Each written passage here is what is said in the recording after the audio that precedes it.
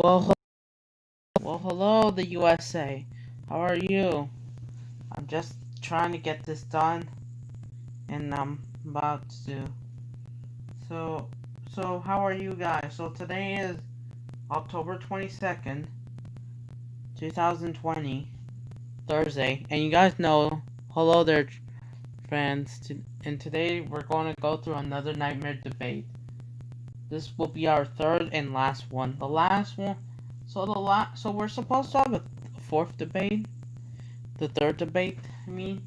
Hello there, Midcat.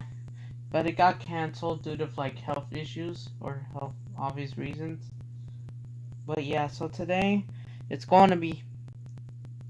But before I play the video, before I go, I'm not in Nashville or anything. I'm in Hold on. Debate.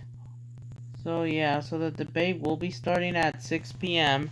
my time, Pacific time, 9 p.m. Eastern time.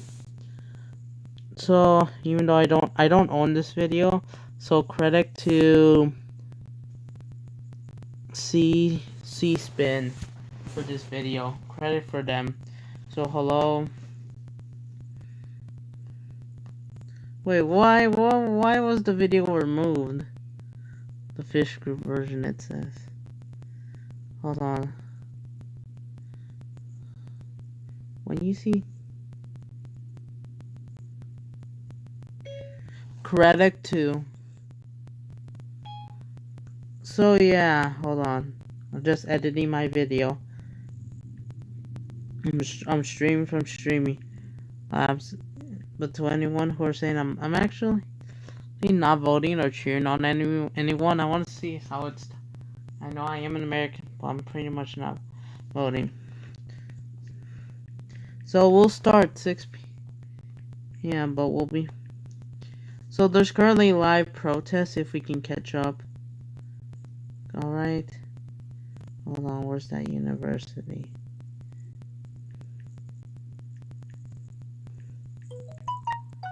Come on. Looks like today is live. Oh, come on. University. Where's that? Nashville. I couldn't. Where's this place even take open?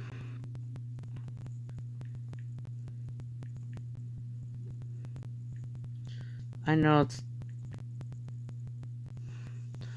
tough challenges. Hold on.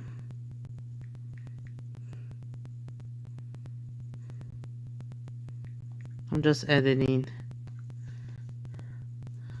I think it's this place. I could be wrong. Okay, so yeah.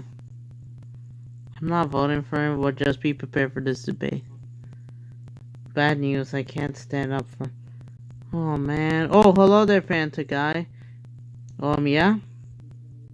Hello? Okay. Hello there, boy. Join in August. How are you? How are you, everyone? I'm just waiting for the debate to happen. Let's see what else. So yeah, credit to NBC, ABC, Fox News, CNN, and all these news today. Today, the news for all these videos. I shared a link in the description. And that, by the way, that 3% number is historically low. On the flip side, there's a lot of excitement. We've also... You know, last time. Yeah, it's probably going to get talked, so just hold on.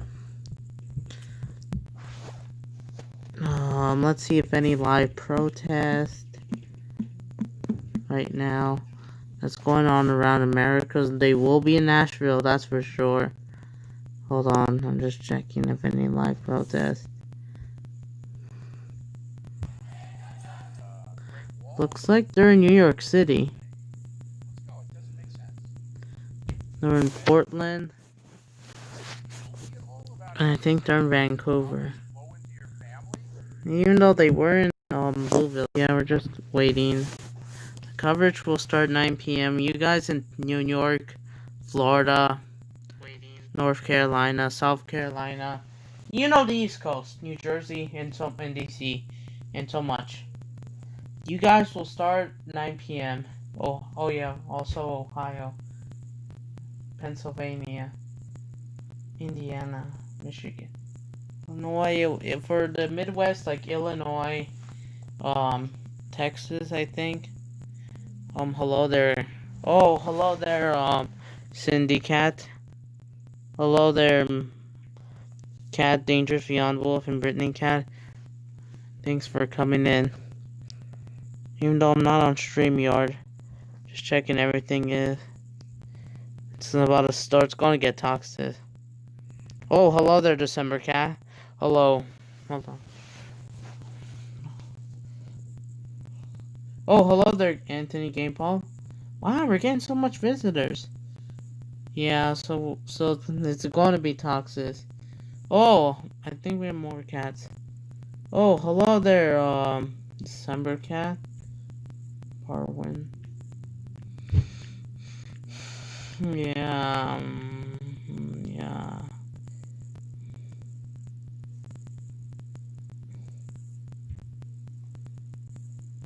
So I know it may have the virus name, but nobody actually cares.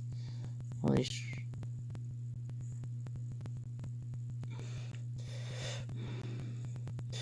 Oh, hello there, Sarwin.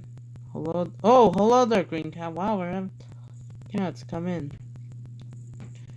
So yeah, so tomorrow we'll do that Minecraft video. Yeah, if you guys are new here, feel free to subscribe to the channel for post notifications. So this will be the last debate. And also, we have 12 more days.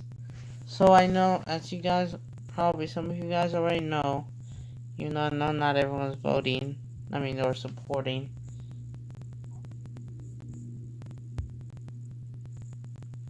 But I think...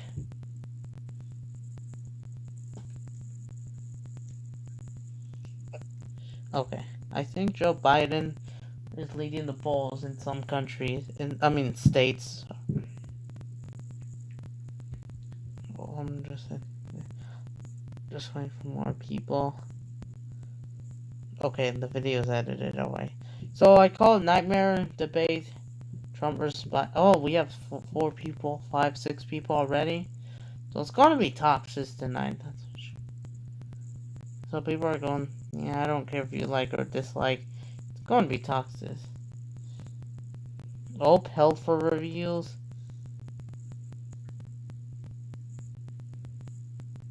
Oh, hello there.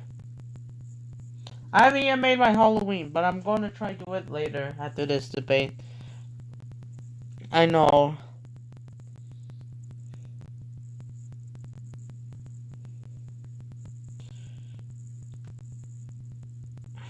No, I'm not. I think maybe Wrench Cat could come. Anyone else? Hello there, White. So yeah, I know Trump may be leading. Trump may be falling behind because during the pandemic, of course, they will ask some serious questions. Serious questions, like of course, even though it has the virus, but I don't care.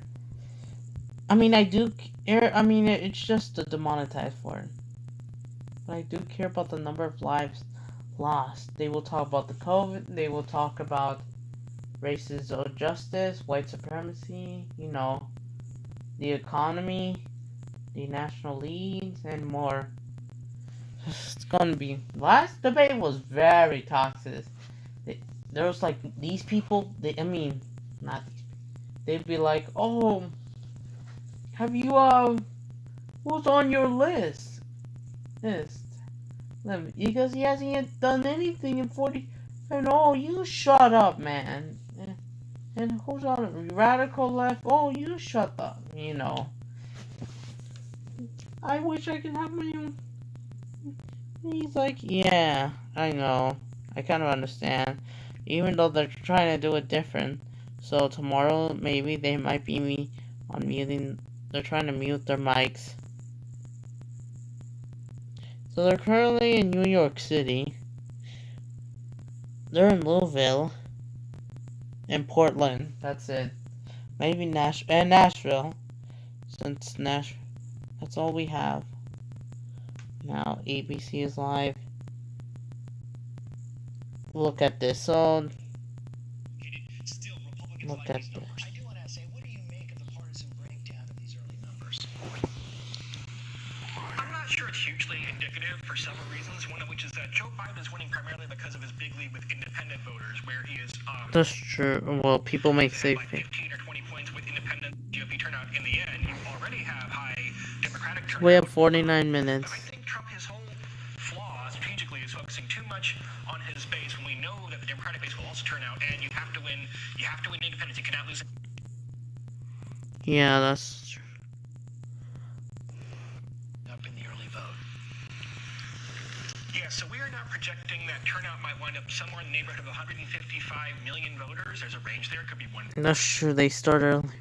I don't know the voting process because I'm only 14 and a half. I'm starting to learn a little bit. I'm not part of it, even though I will be 18 in 2024. But that doesn't mean that I'm voting. Maybe it depends. Even though Trump and Biden isn't going to even run in 2024.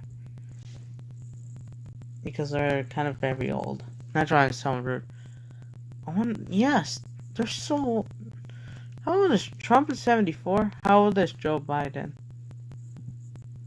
Here's what I found. Oh no. How old is Joe Biden? Joe Biden is 77 years old. He's 77 years old and he's going to turn. By November 20th, he will be 78 already? Wow. I hope he better take care of... Well, I guess he can since he wear a mask. I mean, I'm not debate on mask or anything.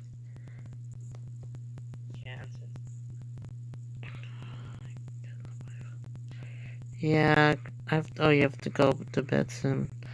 Or in a different place. Yeah. Charlie and friends. It's called Top 50 Battles #7. You know what? Hold on. It told me to remember. Oh, come on. What is it? I know. 2020 sucks.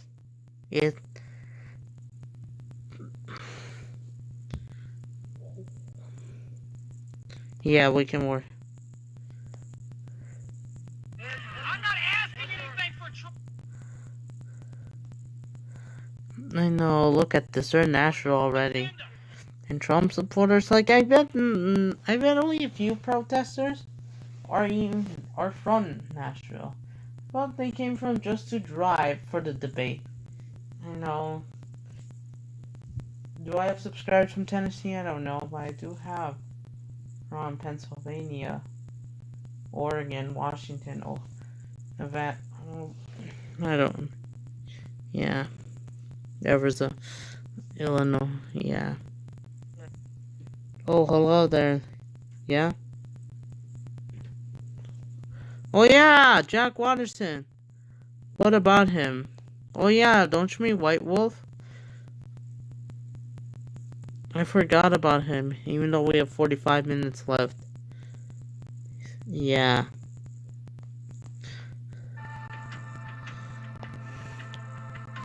I know they may not gather. Well, they may gather outside. So this is in Nashville. Hold on. So this... It's in Bolton University.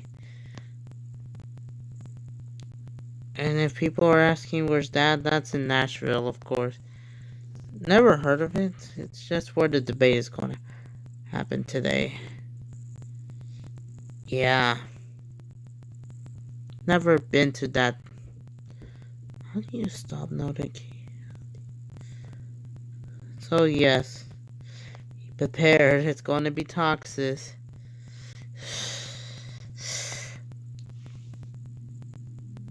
I didn't even have time to go to...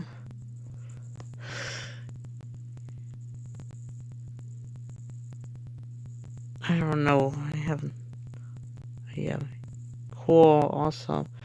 Oh, which press? Yeah, Dangerous Beyond Wolf. I'm sorry, there's so many people.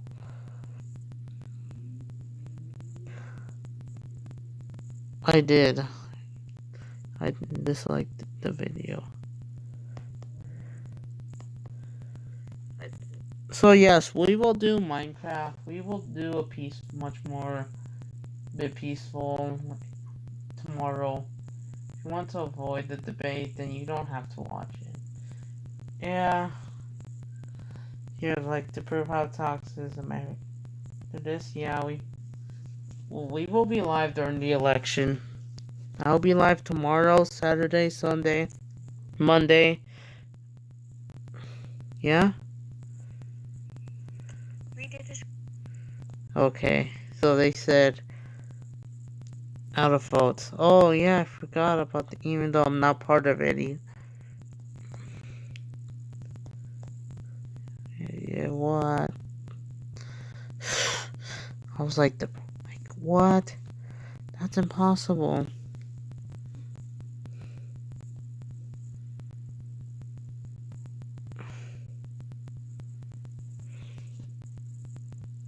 They clash. Yeah. Probably in a few minutes I will go on. Even though Trump may be leading, Biden is leading polls. I don't, even though, he wants to, the reason he's coming after Pennsylvania, you know why he's coming after Pennsylvania, North Carolina, and, is that another state? And I think Georgia? It's because of the pandemic. If he didn't, he blames on the pandemic, yeah, that happens, you know. If COVID didn't hit, then he doesn't need them. Yeah, so it's so hard. And I don't understand. So it's kicking. The so-called the number of I just really wish it can. I really wish it's over. I know, right? The U.S. State. Yeah, I'll be. I really wish. Yeah, so I hope you guys enjoy. Well, maybe not.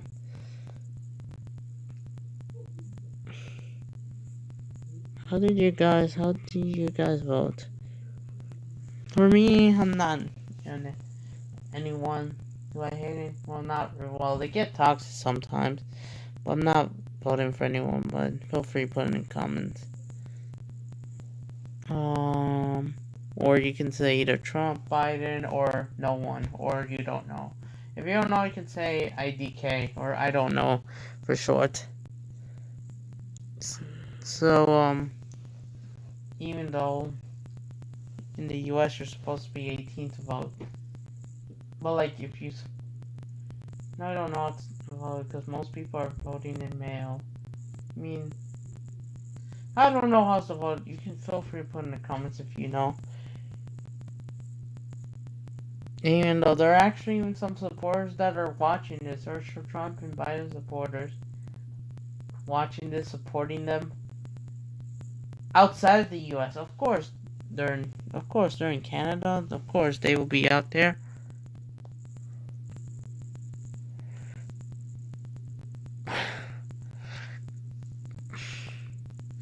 Well, Boris Johnson, I don't know. He's kind of a bit.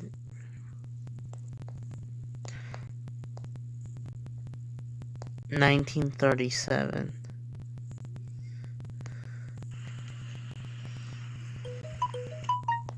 Come on. SNL. Not SML, SNL. Not Super Mario Logan. Saturday Night Live. They did, how do you say this? They said this, they do, like, these jokes. Especially, they did a joke about the debate.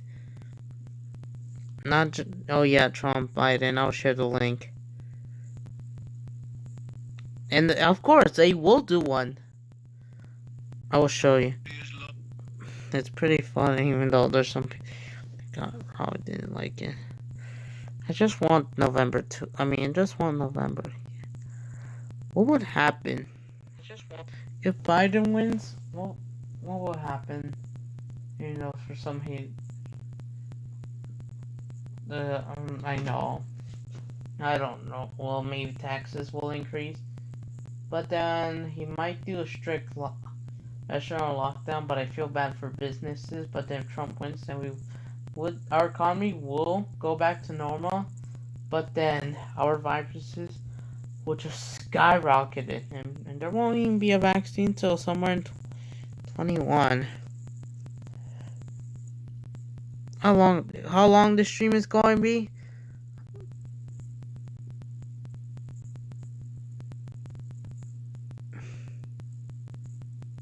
Yeah, it's Super Mario, not Super Mario Logan, a Saturday Night Live. I know it gets confused, but it's okay. So the stream, you don't have to watch the whole debate. I think it's going to be like an hour or two. So maybe until like 7 or 8 p.m. That's where we'll continue stream for like half an hour. Reaction take. We might even play some Minecraft. You know, and then like do stuff for a bit. We'll continue maybe Friday. You know what, guys? Or it depends. I might not even do a stream because I might do something. I don't know. Because I forgot. So I might be going. She wants me to help some things. So yeah, I might not even be here tomorrow. Got to mention this. So the stream isn't gonna come up to 9 p.m. Eastern Standard Time, 6 p.m. Pacific Time. So yeah. But anyways, I'll be back. But before I take a small break, where's the protest or people asking? Hold on. So the masses of people voting for Biden-Harris because of progressive entitlement program. Yeah, for like that. But like the people and like here and yes, you have the debate over mask. I know, right?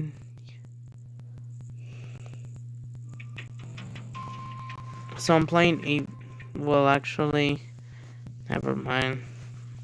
But we'll be, oh look, this was live. The red. So I'll be back.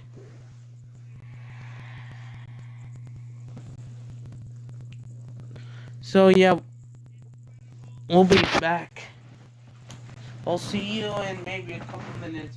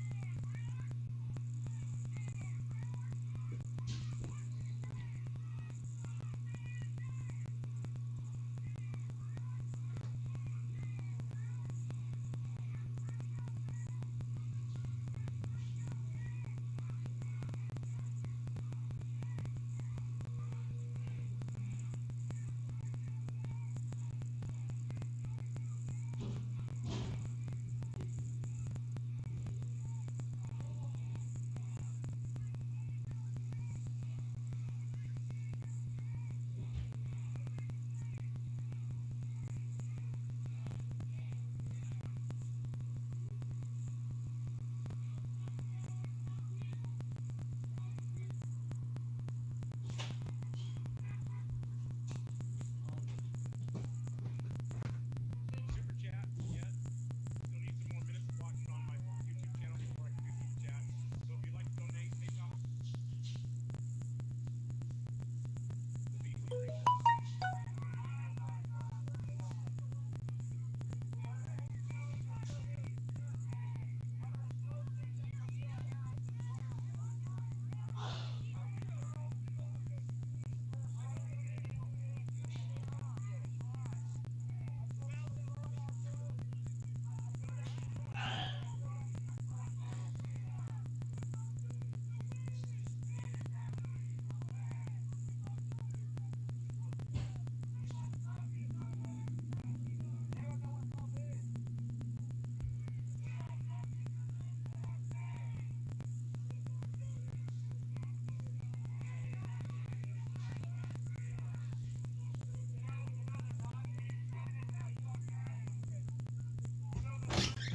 I'm back! What happened the last 24 hours? I mean 24 minutes.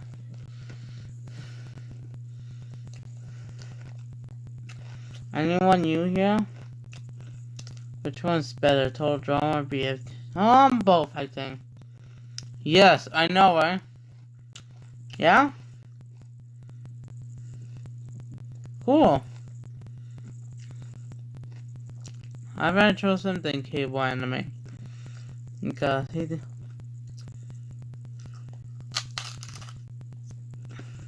Oh man. Oh! That's what I received.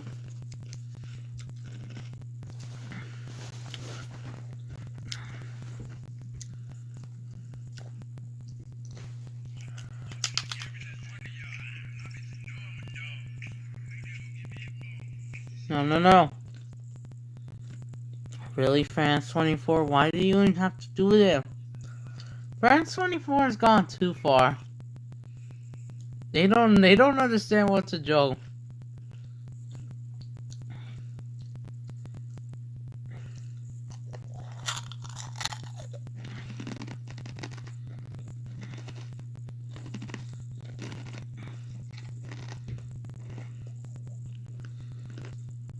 I'm back. Joe Biden tonight to more fully flesh out what he intends to do on those questions. Care plan, not just repeal. What is the replacement plan? William, you read my mind. So, Donald Trump, because he's Donald Trump, forced the release of 37 minutes of an interview that he did with Leslie Stahl of CNN. Wow.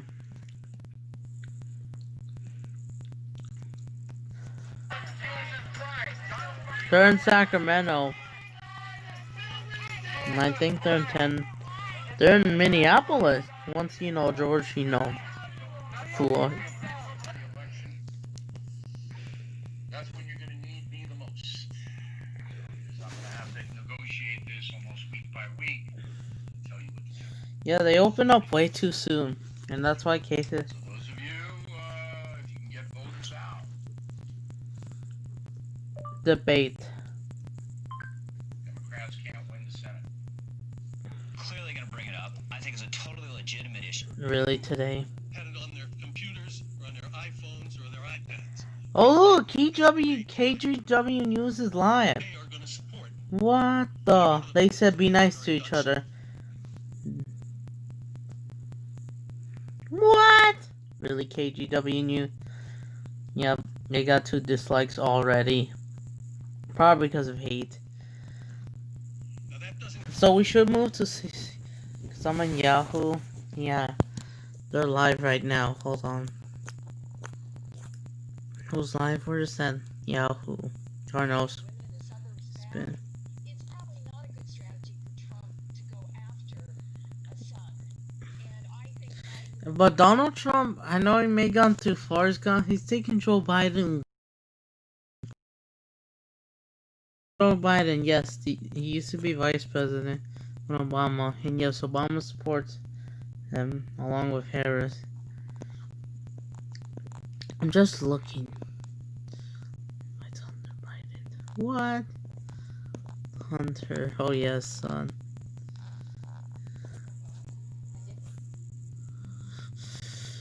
Yeah, I kinda don't like Bloomberg News.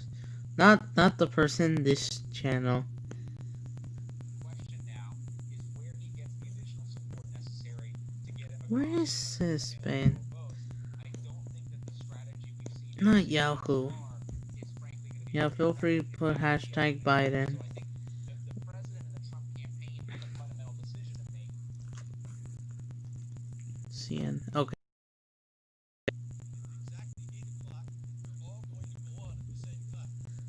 Yep. Get ready. 12 more minutes. While you left. Networks. So I'm don't about be to put a surprised. timer. That'll go on, and Put a then timer they'll for settle 6 down o'clock. as we go, and moderator comes out and also says some words. So with that, let me introduce my Okay. co-chairman, Ken Wallach. Okay. Good evening. I join friends tonight in welcoming you to the 24th presidential debate sponsored and organized by the Commission on Presidential Debates, and the second hosted by These Belmont people are University. As the newest co-chair of the Commission, I am proud to work alongside dedicated board members and a talented staff and crew who, against uphill odds, have built a nonpartisan institution since the Commission was established in 1987.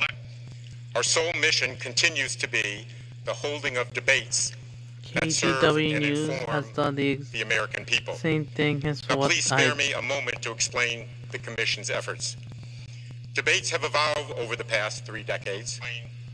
More transparent criteria for qualification of debate participants, the trend toward a single moderator in order to focus greater attention on the candidates, and the allocation of time for different subject areas are but a few of the many changes that have been made. Many of the details for organizing the debates are left to agreement by the candidates themselves. The Commission has selected the times and places for debates, the moderators, and the debate formats. Based on experience, these are issues that, if left to the negotiations between the candidates' campaigns, are nearly impossible to resolve in a timely manner. In fact, it were protracted and at times unworkable negotiations on these types Oh, of issues come that on. led, in part, Yeah. to the establishment of the commission itself. While there is always drama every 4 years, and this year is no exception, the process has worked. And post-debate research have also created civic education opportunities, a debate programming series that explores issues ranging from democracy to social media.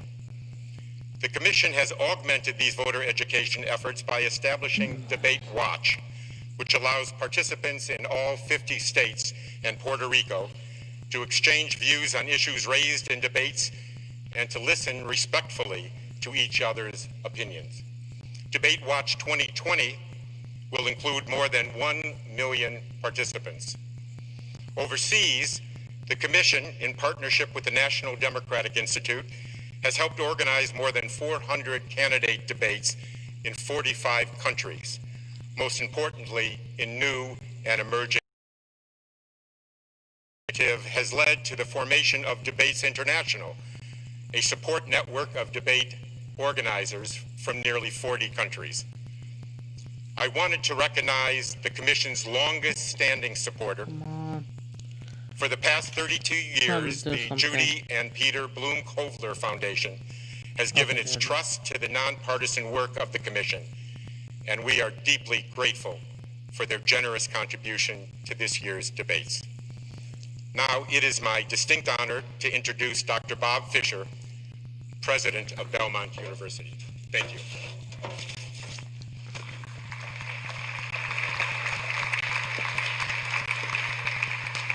Thank you. Hey, Frank, how are you? Thank you. Thank you, and good evening, everyone.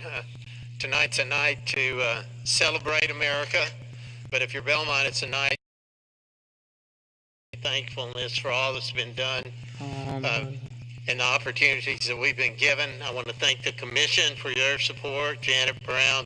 Thank you to the co-chairs. Thank you so much. You know, it's one thing to be a partner when times are kind of easy. It's amazing when times get tough. That's when real partnerships get formed that stick. And this has been a bonding experience. So thank you so much to the Commission. Thank you to HCA Healthcare. They're the ones that have help her reach her given you all these milestone. tests and have made sure that everybody here tonight is safe.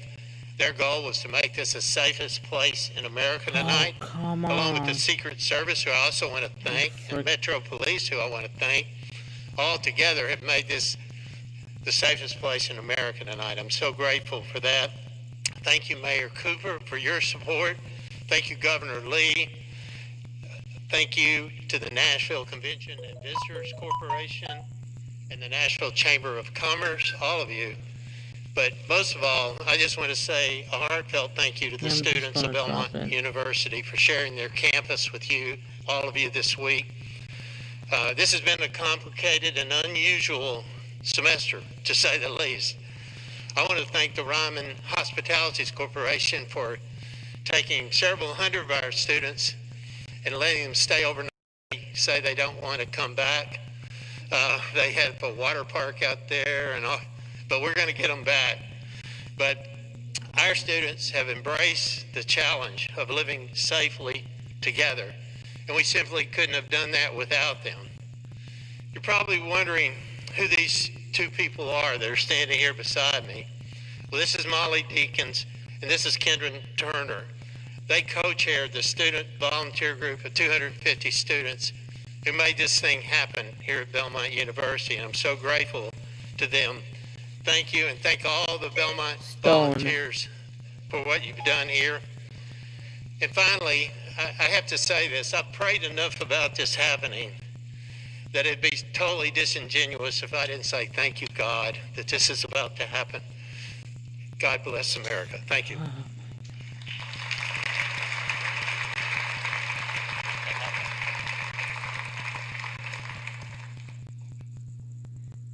I see the wife, or you know.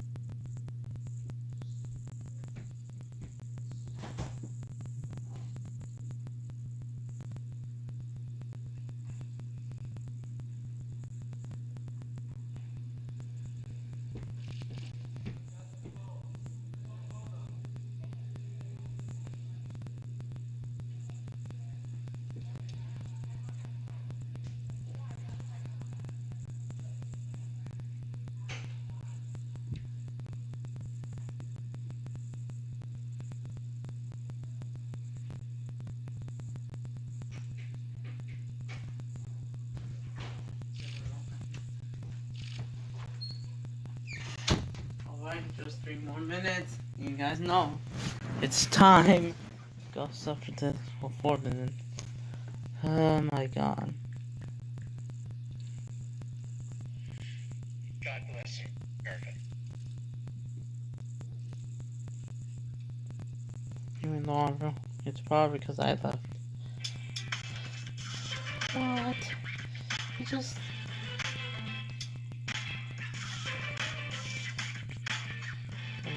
We welcome all of you.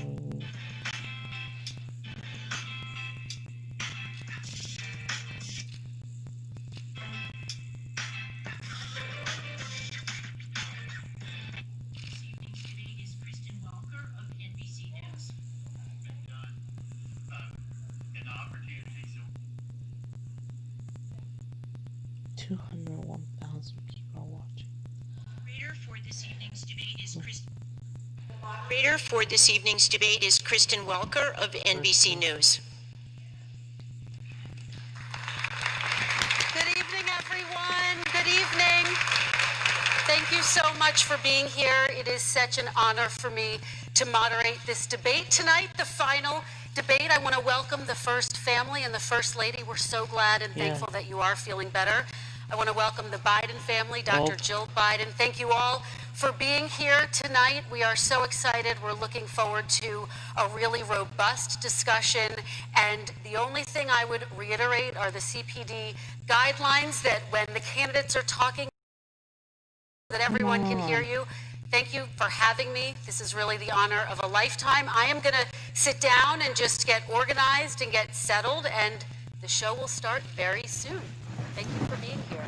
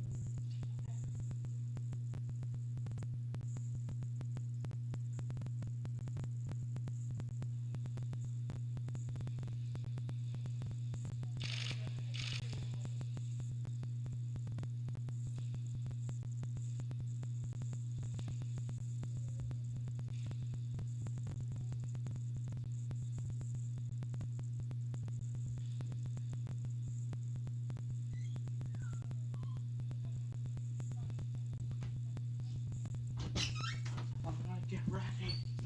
Get ready, guys. Hit that thumbs up. You know, Biden or Trump 2020. Enjoy. Alright. It's time. Oh, hold on.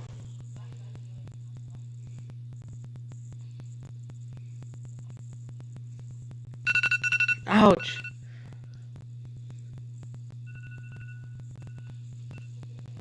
It's time. It's 6 o'clock. But the debate doesn't actually start for another 4 minutes. Yep. Get ready.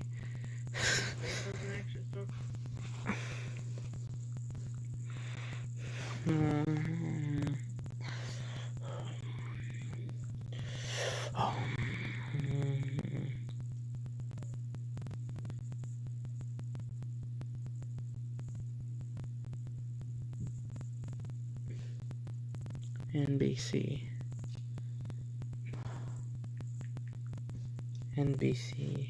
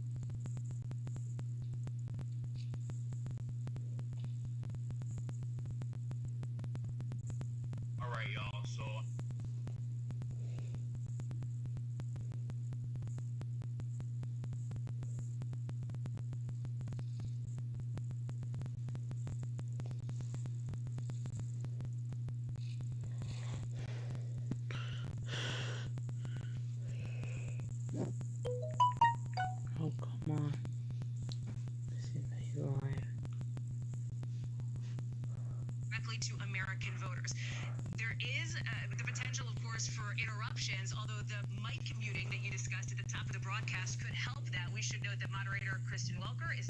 You know, hold on, let me try to play this. It's just gonna be debate. Okay. If I can.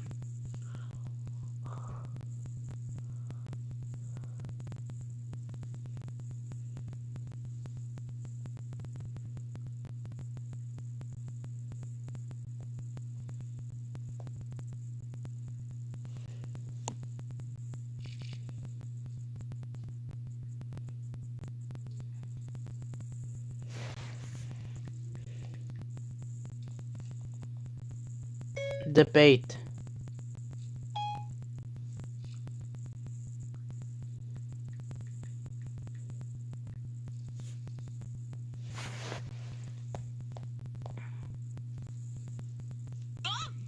Go ahead.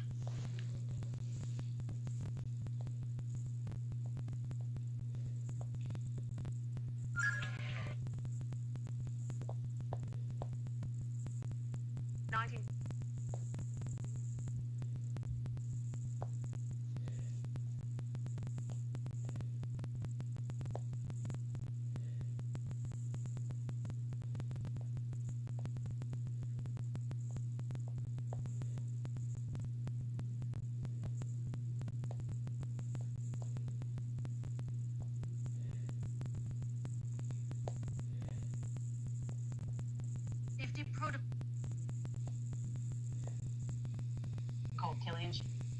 Good evening from Belmont University in Nashville, Tennessee.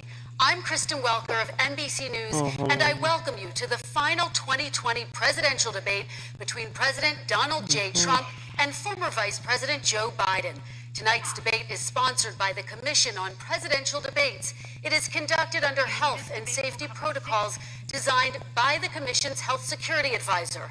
The audience here in the hall has promised to remain silent. No cheers, boos, or other interruptions, except right now, as we welcome to the stage former Vice President Joe Biden and President Donald J. Trump.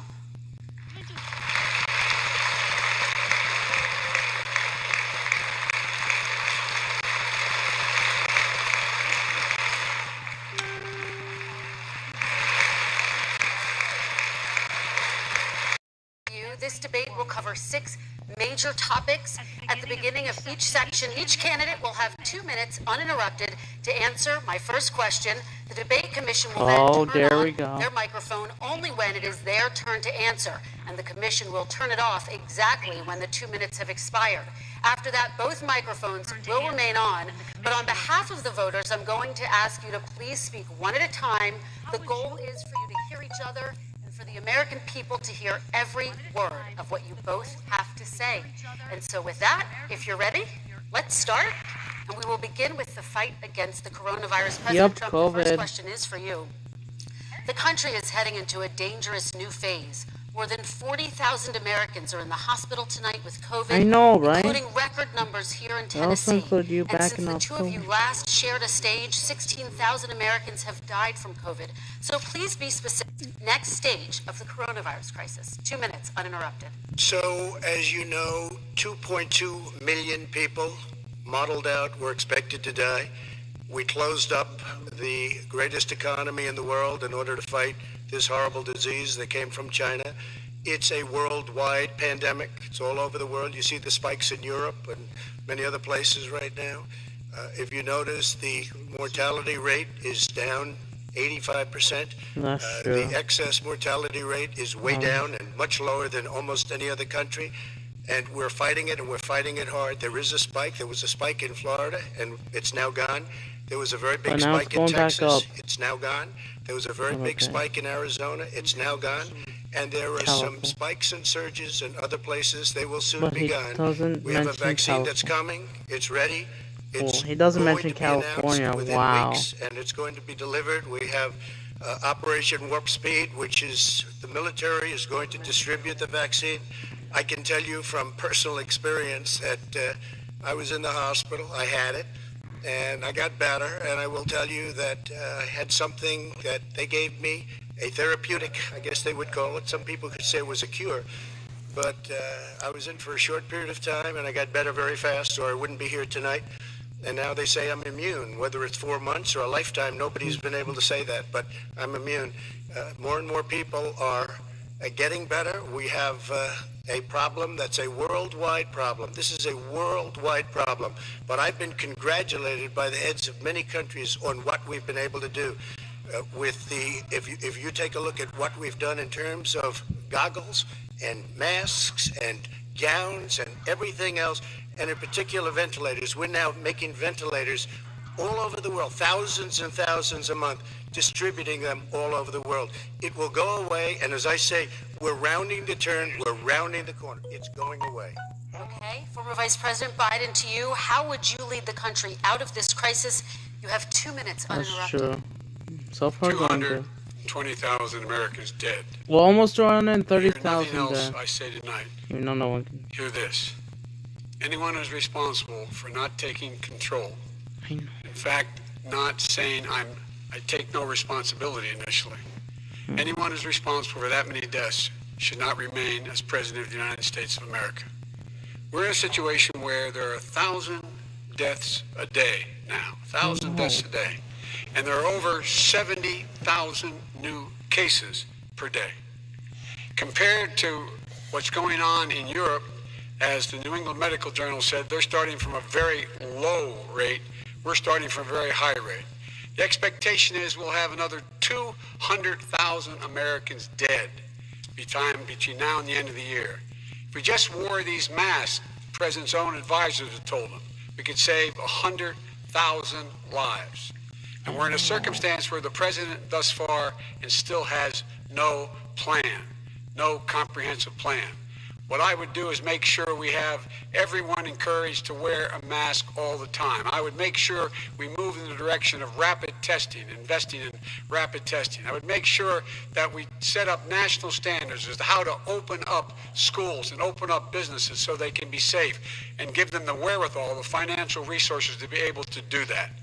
We're in a situation now where the New England Medical Journal, one of the most serious journals in the whole world, said for the first time ever that the way this president has responded to this crisis has been absolutely tragic. And so, folks, I will take care of this. I will end this. I will make sure we have a plan. I hope so. President Trump, I'd like to follow up with you and your comments. You talked about taking a therapeutic. I assume you're referencing Regeneron. You also said a vaccine will be coming within weeks. Yes. Is that a guarantee? No, it's not a guarantee, but it will be by the end of the year. But I think it has a good chance. There are two companies, I think, within a matter of weeks, and it will be distributed very quickly. Can you tell us which companies? Johnson & Johnson is doing very well. Moderna is doing very well. Pfizer is doing very well. And we have numerous others. Then we also have others that we're working on very closely with other countries, in particular Europe. Let me follow up with you, and because this is new information, you have said a vaccine is coming soon, within weeks now. Your own officials say it could take well into 2021 at the earliest for enough Americans to get vaccinated. And even then, they say the country will be wearing masks and distancing into 2022. Is your timeline realistic? No, I think my timeline is going to be more accurate. I don't know that they're counting on the military the way I do, but we have our generals lined up, one in particular that's the head of logistics, and this is a very easy distribution for him. He's ready to go as soon as we have the vaccine, and we expect to have 100 million vials. As soon as we have the vaccine, he's ready to go. Vice President Biden, your reaction, and just 40% of Americans say they would definitely agree to take a coronavirus vaccine if it was approved by the government. What steps would you take to give Americans confidence in a vaccine if it were approved? Make sure it's totally transparent. Have the scientists of the world see it, know it, look at it, go through all the processes. And by the way, this is the same fellow who told you this is going to end by Easter last time. This is the same fellow who told you that, don't worry, we're going to end this by the summer. We're about to go into a dark winter, and he has no clear plan, and there's no prospect that there's going to be a vaccine available for the majority of the American people before the middle of next year. President Trump, your reaction? Understand the disease, which we didn't at the beginning. When I closed and banned China from coming in heavily infected, and then ultimately Europe, but China was in January. Months later, he was saying I was xenophobic. I did it too soon. Now he's saying, oh, I should have, moved quicker. But he didn't move quicker. He was months behind me, many months behind me. And frankly, he ran the H1N1 Oh swine yeah, flu, 2009. and it was a total disaster, far less lethal. But it was a total disaster. I mean, I guess that had this kind of. I guess it is a total disaster, but we'll see at the end if it's true or false. We have 60 million infected, but only 12 to 14,000 dead. Not like over 200,000 dead. Numbers. None of our high mentality. Ran that for him, who, as you know, was his chief of staff, said it was catastrophic. It was horrible. We didn't know what we were doing. Now he comes up and he tells us how to do this. Also, everything that he said about the way every single move that he said we should make, that's what we've done. We've done all of it.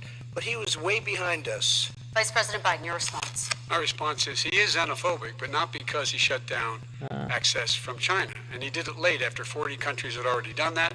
In addition to that, what he did, he made sure that we had 44 people that were in there in China trying to get to Wuhan to determine what exactly the source was. What did the president say in January? He said, no, he said, he's being transparent. The president of China is being transparent. We owe him a debt of gratitude. We have to thank him. And then what happened was we started talking about using the Defense Act to make sure we go out and get whatever is needed out there to protect people. And again, I go back to this. He had nothing. He did virtually nothing. And then he gets out of the hospital and he talks about, don't worry, it's all going to be over soon. Come on. There's not another serious scientist in the world who thinks it's going to be over soon. President Trump, your reaction? I say over soon. I say we're learning to live with it. We have no choice. We can't lock ourselves up in a basement like Joe does. He has the ability to lock himself up. I don't know. He's obviously made a lot of money someplace. I know lockdowns are, but at least the rest of the world has flattened the curve. America's kind of did bend the curve, but not enough. And that's why they keep their death rates. And look at New York State. I know New York State went from the worst, but they went better by late April. And then by June they opened up. But he has this thing about living in a basement. People, this is dangerous. And you catch it. And I caught it. I learned a lot. Great doctors, great hospitals. And now I recovered. 99.9 of young people recover.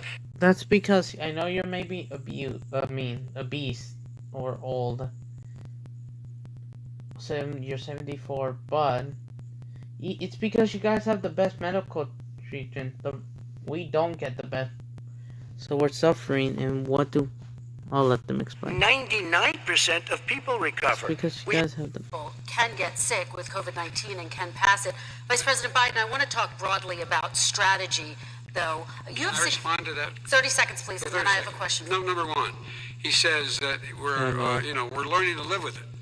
People are learning to die with it. You folks home will have an empty chair at the kitchen table this morning. That man or wife going to bed tonight and reaching over to try to touch their, out of habit, where their wife or husband was, is gone. Learning to live with it. Come on, we're dying with it because he's never said. He said it's dangerous. Well, yes, I know. You don't have a question, then why are we having to live with it since the first place? We don't have to shut down. Why we can just wear masks, clean like buildings, and yes, with guidelines instead of shutting down. Like, why are we having a thought about it? Yeah, things won't go all the way back to normal until a vaccine gets. When's the last time? Is it really dangerous still? It hit. What happened? What did the president say? He said, don't worry, it's going to go away. Be gone by Easter, don't worry. It's because he doesn't want to create a pandemic. Don't worry, maybe inject bleach. He said he was kidding when he said that, but a lot of people thought it was serious. A whole range of things the president has said. Even today, he thinks we are in control. We're about to lose 200,000 more people. President Trump. Look, perhaps just to finish this, I was kidding on that, but just to finish this, when I closed, he said I shouldn't have closed. And that went on for months. What Nancy Pelosi said the same thing. She was dancing on the streets in Chinatown in San Francisco. But when I closed, he said, this is a terrible thing, you're xenophobic. I think he called me racist even. And because I was closing it to China. Now he says I should have closed it earlier.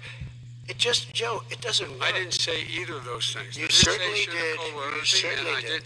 I talked about his xenophobia in a different context. It wasn't about closing the border to Chinese coming to the United States. All right, I want to talk about both of your different strategies to handling He thought this. I shouldn't have closed the border. Respond to that quickly, Vice President No. Biden. Okay. Let's talk about your different strategies toward dealing with this. Mr. Vice President, you suggested you would support new shutdowns if scientists recommended it. What do you say to Americans who are fearful that the cost of shutdowns, the impact on the economy, the higher rates of hunger, depression, domestic and substance abuse outweighs the risk of exposure to the virus? What I would say is I'm going to shut down the virus, not the country. It's his ineptitude that caused the shutdown in large part. Why businesses have gone under, why schools are closed, why so many people have lost their living, and why they're concerned. Those other concerns are real. That's why he should have been, instead of in a sand trap in his golf course, he should have been negotiating with Nancy Pelosi and the rest of the Democrats and Republicans about what to do about the acts they were passing for billions of dollars to make sure people had the capacity. But you haven't ruled out more shutdowns.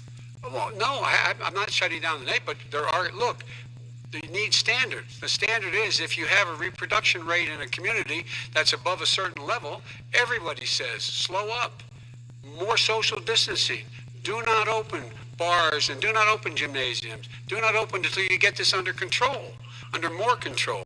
But when you do open, give the people the capacity to be able to open and have the capacity to do it safely. For example, schools, they need a lot of money to open. They need to deal with ventilation systems. They need to deal with smaller classes.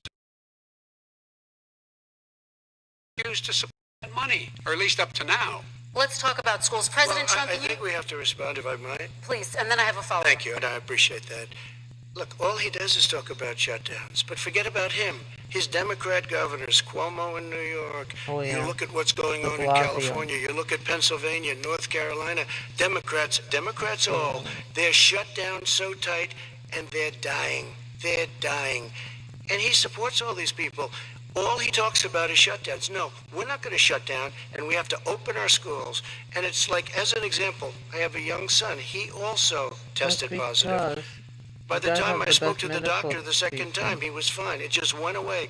Young people, I guess it's their immune system. Let me follow up with you, President Trump. You've demanded schools open in person and insist they can do it safely. But just yesterday, Boston became the latest city to move its public school system entirely online after a coronavirus spike. What is your message to parents who worry that sending their children to school will endanger not only their kids, but also their teachers and families? I want to open the schools. The transmittal rate to the teachers is very small, but I want to open the schools. We have to open our country. We're not going to have a country.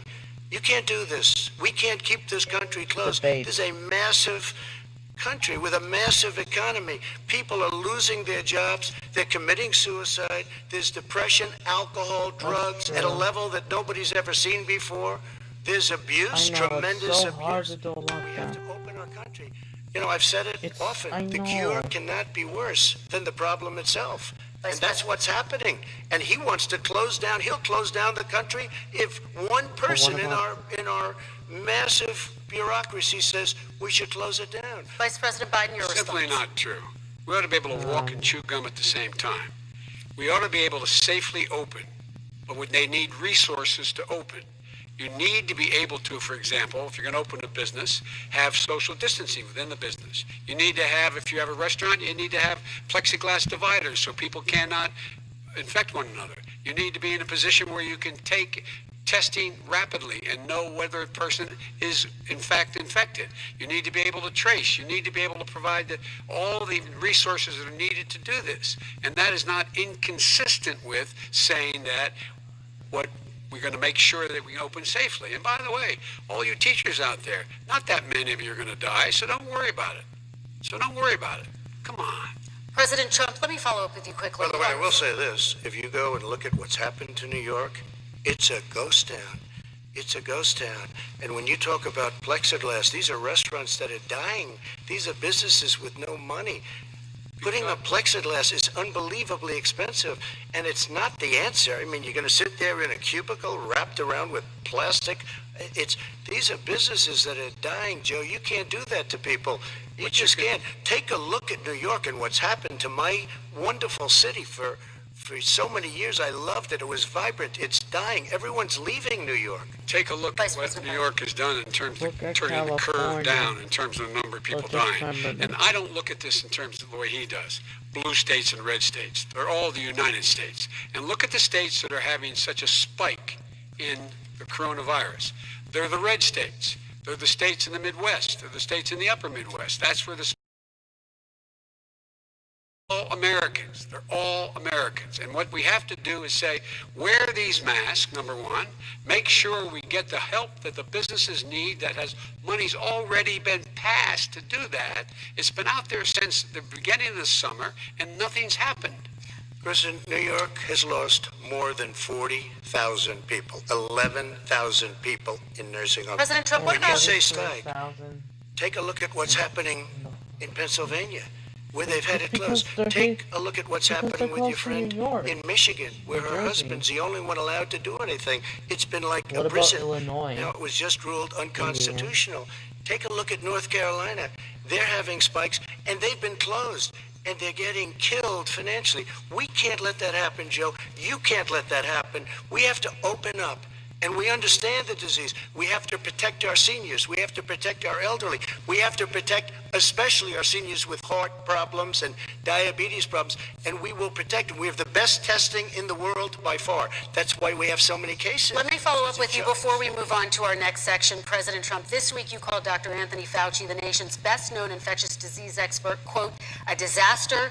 You described him and other medical experts as, quote, idiots. If you're not listening to them, who are you listening to as you fight this? I'm listening to all of them, including Anthony. I get along very well with Anthony, but You mean Dr. he Fauci? did say, don't wear masks. He did say, as you know, this is not going to be a problem. I think he's a Democrat, but that's okay. He said this is not going to be a problem. We are not going to have a problem at all. When Joe says that, I said, Anthony Fauci said, and others, and many others, and I'm not knocking him a lot. Nobody knew. Look, nobody knew what this thing was. Nobody knew where it was coming from, what it was. We've learned a lot. Wear masks, now he wants to wear masks. Anthony also said, if you look back, exact words, here's his exact words, this is no problem, this is going to go away soon. So he's allowed to make mistakes. He happens to be a good person. Vice President Biden, your response quickly, and then we're going to move on to the next section. My response is that think about what the president knew in January and didn't tell the American people. He was told this was a serious virus that spread in the air, and it was much worse than the flu. He went on record and said to one of your colleagues, recorded, that in fact he knew how dangerous it was, but he didn't want to tell us. He didn't want to tell us because he didn't want us to panic. He didn't want us, Americans don't panic. He panicked. But guess what? In the meantime, we find out in the New York Times the other day that, in fact, his folks went to Wall Street and said this is a really dangerous thing. And a memo out of that meeting, not from his administration, but from some of the brokers, said sell short because we got to get moving. It's a dangerous problem. Well, this is I'm going to give you 30 seconds to respond, and then we're going to move on. I don't know. Somebody went to Wall Street. You're the one that takes all the money from Wall Street. I don't take it. You have raised a lot of money, tremendous amounts of money. And every time you raise money, deals are made, Joe. I could raise so much more money as president and as somebody that knows most of those people. I could call the heads of Wall Street, the heads of every company in America. I would blow away every record, but I don't want to do that because it puts me in a bad position. And then you bring up Wall Street, you bring money. In fact, we beat Hillary Clinton with a tiny fraction of the money that she was able. All right, gentlemen, we're going to move on. Don't tell me about Wall Street. Average contribution, $43. All right, we're going to move on to our next section, which is national security. And I do want to start with the security of our elections and some breaking news from overnight. Just last night, top intelligence officials confirmed again that both Russia and Iran are working to influence this election. Both countries have obtained U.S. voter registration information, these officials say, and Iran sent intimidating messages to Florida voters. This question goes to you, Mr. Vice President. What would you do to put an end to this threat? You have 2 minutes uninterrupted. I made it clear, and I ask everyone else to take the pledge. I made it clear that any country, no matter who it is, that interferes in American elections will pay a price. They will pay a price. And it's been overwhelmingly clear this election, I won't even get into the last one, this election, that Russia has been involved, China has been involved to some degree, and now we learn that Iran is involved. they will pay a price if I'm elected. They're interfering with American sovereignty. That's what's going on right now. They're interfering with American sovereignty. And to the best of my knowledge, I don't think the president said anything to Putin about it. I don't think he's talking to them a lot. I don't think he said a word. I don't know why he hadn't said a word to Putin about it. And I don't know what he has recently said, if anything, to the Iranians. My guess is he'd probably be more outspoken with regard to the Iranians. But the point is this, folks. We are in a situation where we have foreign countries trying to interfere in the outcome of our election. His own national security advisor told him that what is happening with his buddy, his buddy Rudy Giuliani, he's being used as a Russian pawn. He's being fed information that is Russian, that is not true. And then what happens? Nothing happens. And then you find out that everything that's going on here about Russia is wanting to make sure that I do not get elected the next president of the United States because they know I know them and they know me. I don't understand why this president is unwilling to take on Putin when he's actually paying bounties to kill American soldiers in Afghanistan, when he's engaged in activities that are trying to destabilize all of NATO. I don't know why he doesn't do it, but it's worth asking the question, why isn't that being done? Any country that interferes with us will, in fact, pay a price because they're affecting our sovereignty. President Trump, same question to you. Let me ask the question. You're going to have 2 minutes to respond. For 2 elections in a row now, there has been substantial interference from foreign adversaries. What would you do in your next term to put an end to this? 2 minutes uninterrupted. Well, let me respond to the first part as Joe answered. Joe got $3.5 million from Russia, and it came through Putin because he was very friendly with the former mayor of Moscow, and it was the mayor of Moscow's wife, and you got $3.5 million. Your family got $3.5 million, and you know, someday you're going to have to explain why did you get 3.5. I never got any money from Russia. I don't get money from Russia. Now, about your thing last night, I knew all about that. And through John Ratcliffe, who is fantastic, DNI, he said the one thing that's common to both of them, they both want you to lose because there has been nobody tougher to Russia. Between the sanctions, nobody tougher than me on Russia. Between the sanctions, between all of what I've done with NATO, you know, I've got the NATO countries to put up an extra $130 billion, going to $420 billion a year. That's to guard against Russia. I sold, while he was selling pillows and sheets, I sold tank busters to Ukraine. There has been nobody tougher on Russia than Donald Trump. And I'll tell you, they were so bad. They took over the submarine port. You remember that very well. During your term, during you and Barack Obama, they took over a big part of what should have been Ukraine. You handed it to them, but you were getting a lot of money from Russia. They were paying you a lot of money, and they probably still are. But now, with what came out today, it's even worse. All of the emails, the horrible emails of the kind of money that you were raking in, you and your family. And Joe, you were vice president when some of this was happening, and it should have never happened. And I think you owe an explanation to the American people.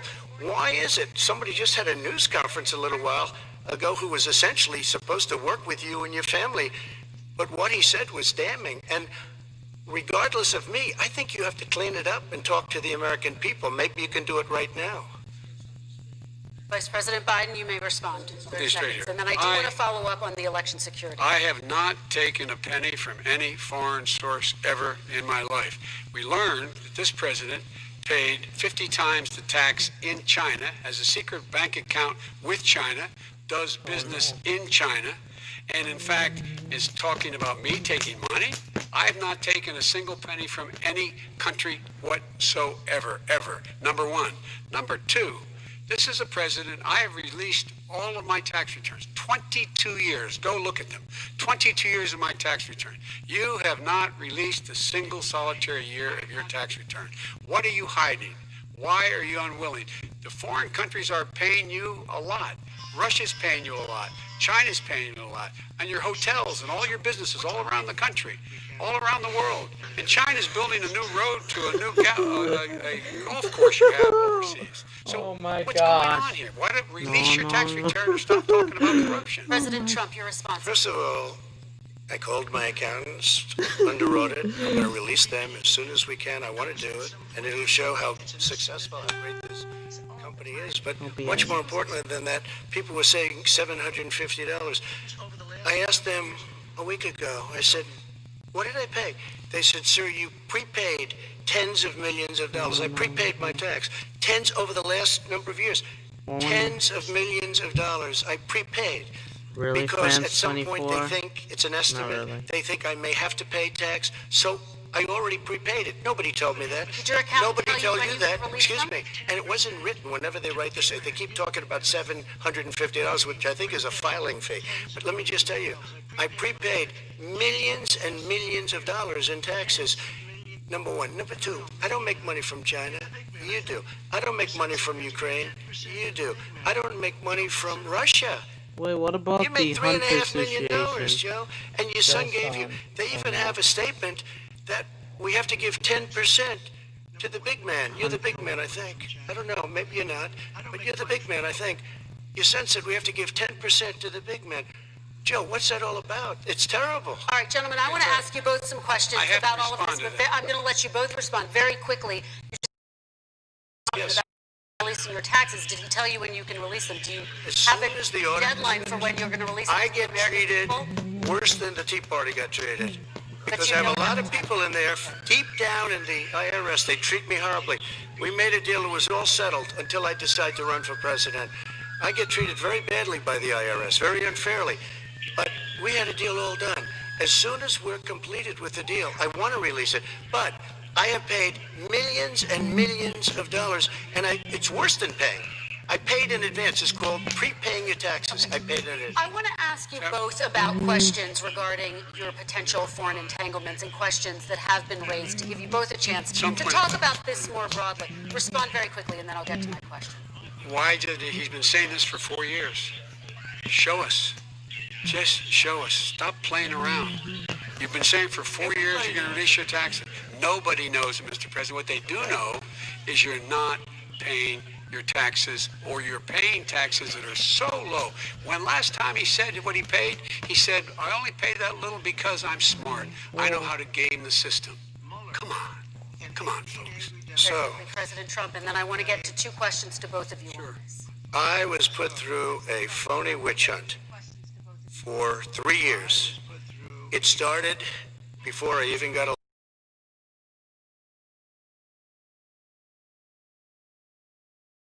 just Mueller and 18 angry Democrats and FBI agents all over the place spent $48 million. They went through everything I had, including my tax returns, and they found absolutely no collusion and nothing wrong. 48 million.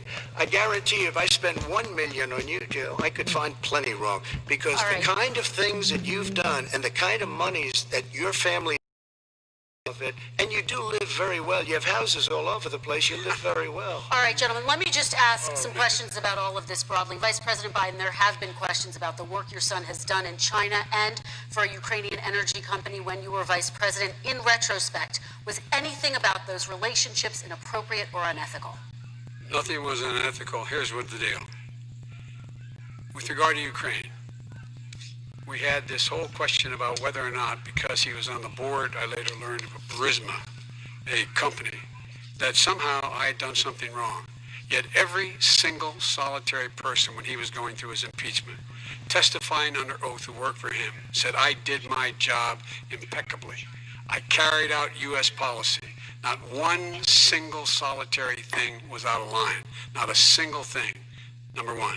Number two, the guy who got in trouble in Ukraine was this guy trying to bribe the Ukrainian government to say something negative about me, which they would not do and did not do because it never, ever, ever happened.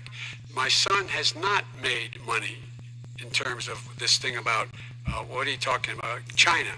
I have not had it. The only guy made money from China is this guy. He's the only one. Nobody else has made money from China. President Trump, let me ask my question to you. Could I just one thing? Very quickly. His son didn't have a job for a long time, was sadly no longer in the military service. I won't get into that. And he didn't have a job. As soon as he became vice president, Burisma, not the best reputation in the world. I hear they paid him $183,000 a month. Listen to this. 183, and they gave him a $3 million upfront payment. All right. And he had no energy. I'm going to let the Vice President That's respond to that quickly, and then I need to get to a dishonest. question to you. Very No quickly. basis for that. Everybody investigated that. No one said anything he did was wrong in Ukraine. Okay, President Trump, this is for you. Since you took office, you've never divested from your business. You've personally promoted your properties abroad. A report this week, which was referenced, does indicate that your company has a bank account in China. So how can voters know that you don't have any foreign conflicts of interest? I have many bank accounts, and they're all listed, and they're all over the place. I mean, I was a businessman doing business. The bank account you're referring to, which is everybody knows about it, it's listed. The bank account was in 2013. That's what it was. It was opened it was closed in 2015, I believe. And then I decided, because I was thinking about doing a deal in China like millions of other people. I was thinking about it, and I decided I'm not going to do it. Didn't like it. I decided not to do it. Had an account open, and I closed it. Okay. Excuse me. And then, unlike him, where he's vice president and he does business, I then decided to run for president after that. That was before. So I closed it before I even ran for president, let alone became president. Big difference. He is the vice president of the United States, and his son, his brother, and his other brother are getting rich. They're like a vacuum cleaner. They're sucking up money every President Trump, place he thank you. goes. We do need to move on. I do want to ask you, Vice President Biden, about China. Let's talk about China more broadly. There have, of course, President Trump has said that they should pay for not being fully transparent in regards to the coronavirus. If you were president, would you make China pay? And please be specific. What would that look like? What I'd make China do is play by the international rules, not like he has done. He has caused the deficit of China to go up, not down, with China, up, not down. We are making sure that in order to do business in China, you have to give all your intellectual property. You have to have a partner in China. It's 51%. We would not do that at all, number one. Number two, we're in a situation where China would have to play by the rules internationally as well. When I met with Xi, when I was still vice president, he said we're setting up air identification zones in the South China Sea. You can't fly through them. I said, we're going to fly through them. We just flew B-52, B-1 bombers through it. We're not going to pay attention. They have to play by the rules. And what's he do? He embraces guys like the thugs like in North Korea and the Chinese president and Putin and others, and he pokes his finger in the eye of all of our friends, all of our allies. We make up we're 25% of the world's economy. We need to be having the rest of our friends with us saying to China, these are the rules. You play by them or you're going to pay the price for not paying by them economically. That's the way I will run it, and that's what we did in upholding steel tariffs and a range of other things when we were president and vice president. All right, let's talk about North Korea. Excuse me, no, I have to respond to that. Okay, very quickly, and then we're going to move on to North with $1.5 Korea. billion from China to manage after spending 10 minutes in office and being in Probably Air gonna Force say Two. have a good Number one. relationship. Number two, there's a no very other strong president that email talking debates. about your That's what family they're wanting gonna to make $10 million a year for introductions. President Trump, on China policy, though, what No, but wait a specifically are minute. you going to do? What specifically are you going to do to make China pay? You've said you're going First to of make all, them pay. China is paying. They're paying billions and billions of dollars. I just gave New $28 billion. sanctions? New sanctions? I just gave $28 billion to our farmers. Taxpayers' Because China- money. It's what? Taxpayers' money. Didn't come from You China. know who the taxpayer is? It's called China. China paid true. $28 billion, and you know what they did to pay it, Joe? They devalued their currency, and they also paid up. And you know who got the money? Our farmers, our great farmers, because they were targeted. You never charged them anything. Also, I charged them 25% on dumped steel because they were killing our steel industry. We were not going to have a steel industry, Okay. and now we have a steel Okay, industry. Vice President Biden, your response, please. My response is, look, this isn't about, there's a reason why he's bringing up all this malarkey. There's a reason for it. He doesn't want to talk about the substantive issues. It's not about his family and my family. It's about your family. And your family's hurting badly. If you're making less than, If you're a middle-class family, you're getting hurt badly right now. You're sitting at the kitchen table this morning deciding, well, we can't get new tires for the ball because we have to wait another month or so. Or are we going to be able to pay the mortgage? Or who's going to tell her she can't go back to community college? They're the decisions you're making. In the middle-class families like I grew up in Scranton and Claymont, they're in trouble. We should be talking about your families, but that's the last thing he wants to talk about. Let's get off this China thing, and then he looks, the family, around the table, everything. Just a typical politician when I see that. Let's talk I'm about not North a typical Korea now. politician. Okay, that's why I got elected. Let's get off the subject of China. Let's talk around, sitting around the table. All right. Come on, Joe, you can do better. We're going to talk about North Korea now. President Trump, you've met with North Korean leader Kim Jong-un 3 times. You've talked about your beautiful letters with him. You've touted the fact that there hasn't been a war or a long-range missile test. And yet North Korea recently rolled out its biggest ever intercontinental ballistic missile and continues to develop its nuclear arsenal. Do you see that as a betrayal of the relationship you forged? Just 30 seconds here because we need to get on to the next. So when I met with Barack Obama, we sat in the White House right at the beginning, had a great conversation. It was supposed to be 15 minutes, and it was well over an hour. He said the biggest problem we have with North Korea. He indicated we will be in a war with North Korea. Guess what? It would be a nuclear war, and he does have plenty of nuclear capability. In the meantime, I have a very good relationship with him. Yep, different kind of a guy, but he probably thinks the same thing about me. We have a different kind of a relationship. We have a very good relationship, and there's no war. And you know, about 2 months ago, he broke into a certain area. They said, oh, there's going to be trouble. I said, no, they're not, because he's not going to do that. And I was right. Look, instead of being in a war where millions of people, Seoul, you know, is 25 miles away, millions and millions, 32 million people in Seoul, millions of people would be dead right now. President Trump, that's 30 seconds. Thank you. Relationship. Vice President Biden, to you, North Korea conducted 4 nuclear tests under the Obama administration.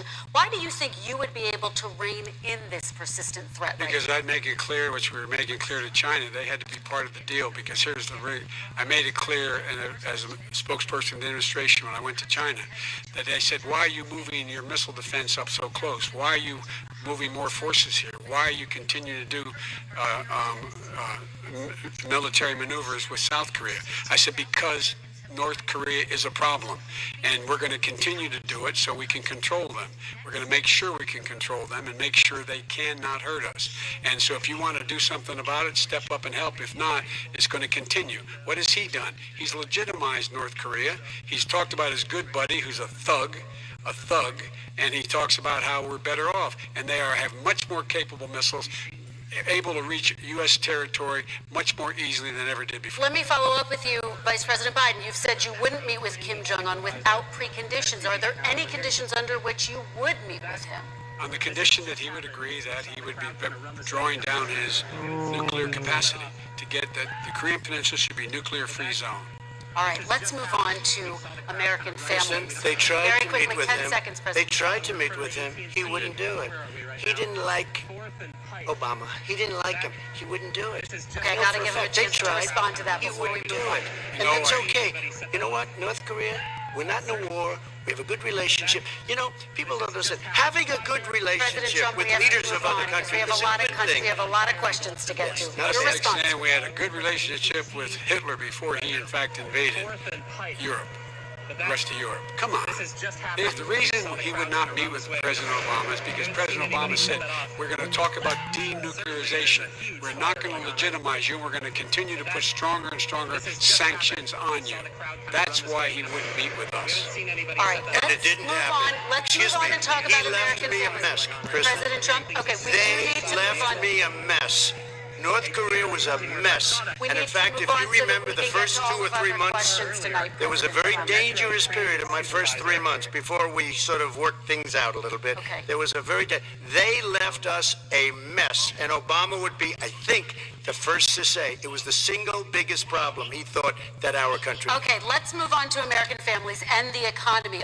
One of the issues that's most important to them is health care, as you both know. Today there was a key vote on a new Supreme Court Justice, Amy Coney Barrett, and health care is at the center of her confirmation fight. Over 20 million Americans get their health insurance through the Affordable Care Act. It's headed to the Supreme Court, and your administration, Mr. President, is advocating for the court to overturn it. If the Supreme Supreme Court does overturn that law, those 20 million Americans could lose their health insurance almost overnight. So what would you do if those people have their health insurance taken away? You have 2 minutes uninterrupted. Sure. First of all, I've already done something that nobody thought was possible. Through the legislature, I terminated the individual mandate. That is the worst part of Obamacare, as we call it. The individual mandate where you have to pay a fortune for the privilege of not having to pay for bad health insurance. I terminated. It's gone. Now it's in court because Obamacare is no good. But then I made a decision. Run it as well as you can to my people, great people. Run it as well as you can. I could have gone the other route and made everybody very unhappy. They ran it. Premiums are down. Everything's down. Here's the problem. No matter how well you run it, it's no good. What we'd like to do is terminate it. We have the individual mandate done. I don't know that it's going to work. If we don't win, we will have to run it, and we'll have Obamacare, but it'll be better run. But it no longer is Obamacare, because without the individual mandate, it's much different. Pre-existing conditions will always stay. What I would like to do is a much better health care, much better, will always protect people with pre-existing. So I'd like to terminate Obamacare, come up with a brand new, beautiful health care. The Democrats will do it because there'll be tremendous pressure on them, and we might even have the House by that time, and I think we're going to win the House, okay? You'll see, but I think we're going to win the House. But come up with a better health care, always protecting people with pre-existing conditions. And one thing very important, we have 180 million people out there that have great private health care. Far more than we're talking about with Obamacare. Joe Biden is going to terminate all of those policies. These are people that love their health care, people that have been successful, middle-income people, been successful. They have 180 million plans, 180 million people, families, under what he wants to do, which will basically be socialized medicine. He won't even have a choice. They want to terminate 180 million plans. We have done an incredible job on health care, and we're going to do even better. Okay, Vice President Biden, yes, this is for you. Your health care plan calls for building on Obamacare. So my question is, what is your plan if the law is ruled unconstitutional by the Supreme Court? You have 2 minutes uninterrupted. What I'm going to do is pass Obamacare with a public option, become Biden care. The public option is an option that says that if you, in fact, do not have the wherewithal if you qualify for Medicaid and you do not have the wherewithal in your state to get Medicaid, you automatically are enrolled, providing competition for insurance companies. That's what's going to happen. Secondly, we're going to make sure we reduce the premiums and reduce drug prices by making sure that the competition that doesn't exist now, by allowing the Medicare to negotiate drug prices with the insurance companies. Thirdly, the idea that I want to eliminate private insurance, the reason why I had such a fight with 20 candidates for the nomination was I support private insurance. That's why I didn't. Not one single person with private insurance would lose their insurance under my plan, nor did they under Obamacare. They did not lose their insurance unless they chose they wanted to go to something else. Lastly, we're going to make sure we're in a situation that we actually protect pre-existing. There's no way he can protect pre-existing conditions. None. Zero. You can't do it in the ether. He's been talking about this for a long time. He's never come up with a plan. I guess we're going to get the pre-existing condition plan the same time we get the infrastructure plan that we've been waiting for since 17, 18, 19, and 20. The fact, I still have a few more minutes. I know you're getting anxious. The fact is that he's already cost the American people, because of his terrible handling of the COVID virus and the economic spillover, 10 million people have lost their private insurance. And he wants to take away 22 million more people who have it under Obamacare, and over 110 million people with pre-existing conditions, and all the people from COVID are going to have pre-existing conditions. What are they going to do? I have a follow-up for you, Vice President Biden. It relates to something that President Trump said. He's accusing you of wanting socialized medicine. What do you say to people who have concerns that your health care plan, which includes a government insurance option, takes the country one step closer to a health care system run entirely by the government? What's your response to it's that? ridiculous. It's like saying that, the idea that the fact that there's a public option that people can choose, that makes it a socialist plan. Look, the difference between the president, I think health care is not a privilege, it's a right. Everyone should have the right to have affordable health care.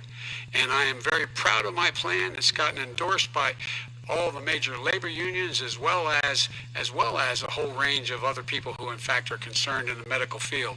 This is something that's going to save people's lives, and this is going to give some people an opportunity to have health care for their children. How many of you home are worried and rolling around in bed tonight wondering what in God's name you're going to do if you get sick? Because you've lost your home insurance, your health insurance, your company's gone under. We have to provide health insurance for people at an affordable rate, and that's what I do.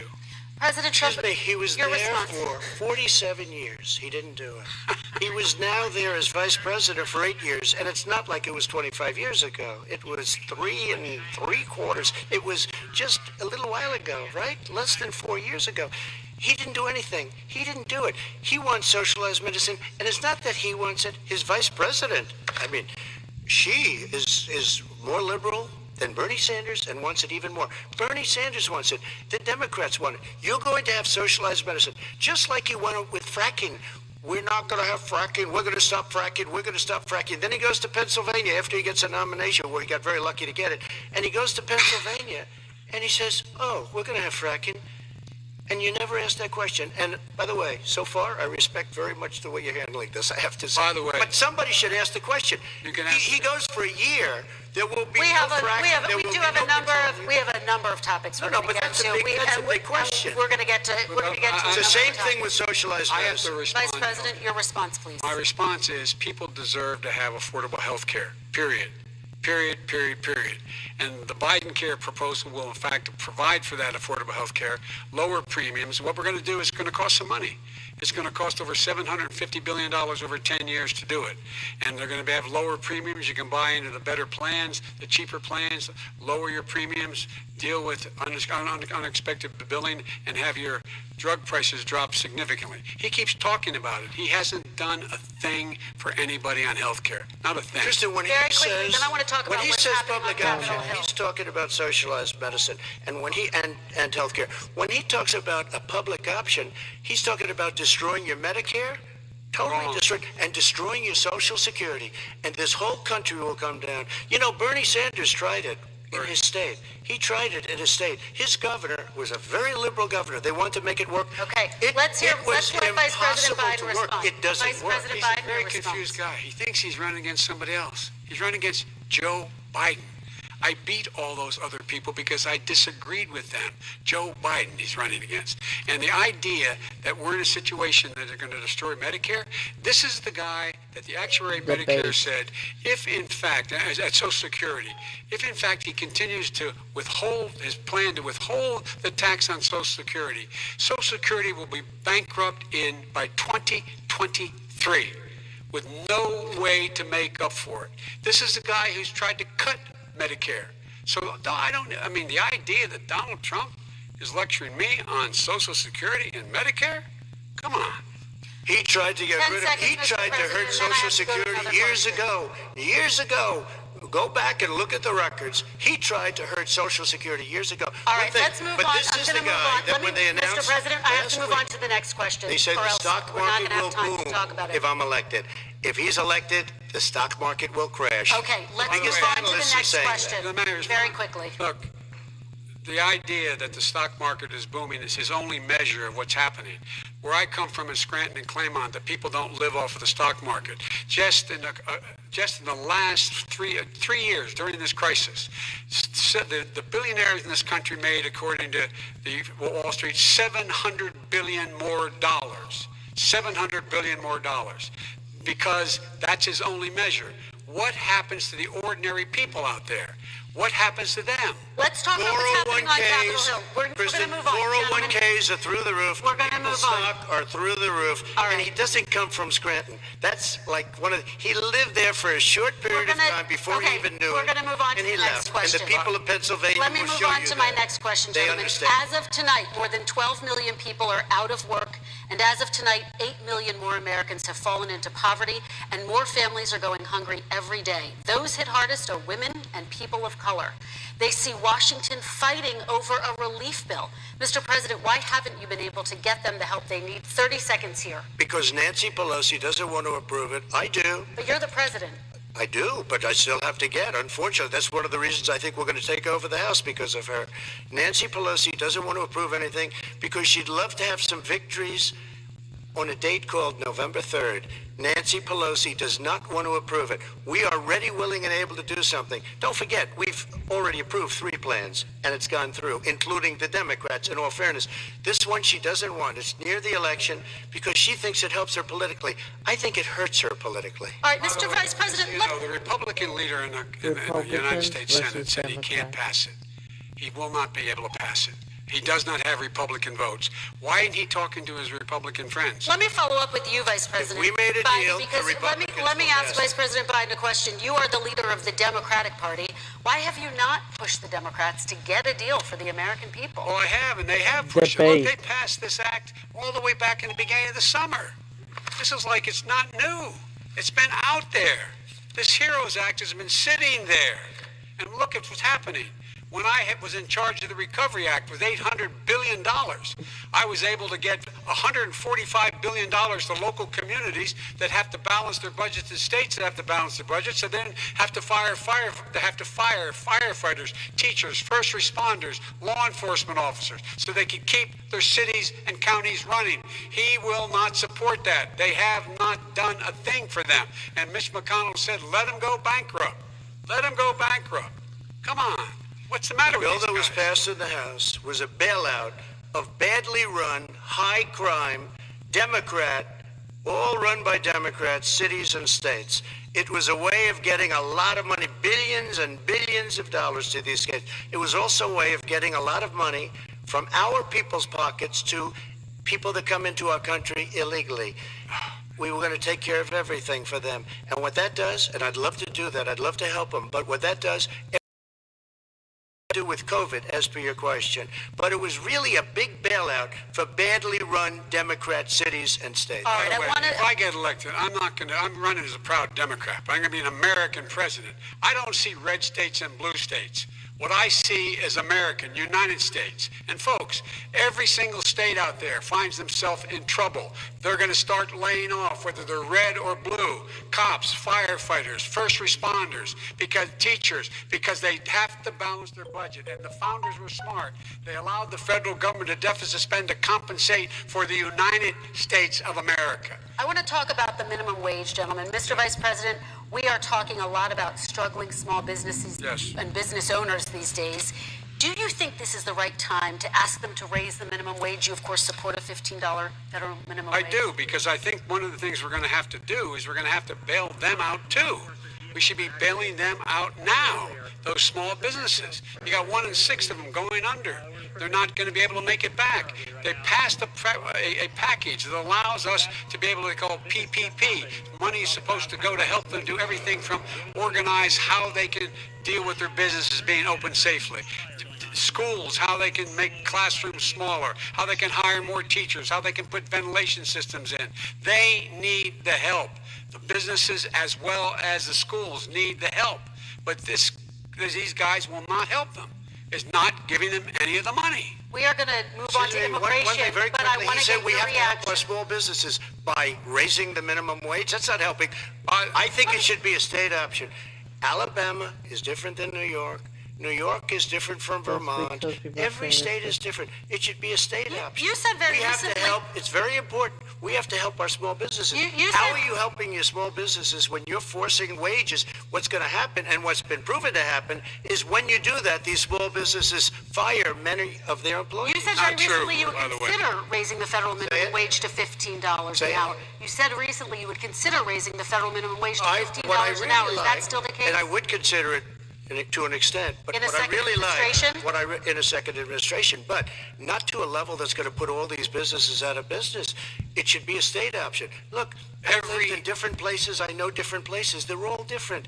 Some places, $15 is not so bad. In other places, other states, $15 would be Okay, President Trump, thank you. Quick no response, one Vice should President work Biden. Oh Two my jobs, gosh. one job, When it's maybe low over. poverty. People are making $6, $7, $8 an hour. These first responders we all clap for as they come down the street I know they should because be they've paid allowed us to more. make it. Not What's happening?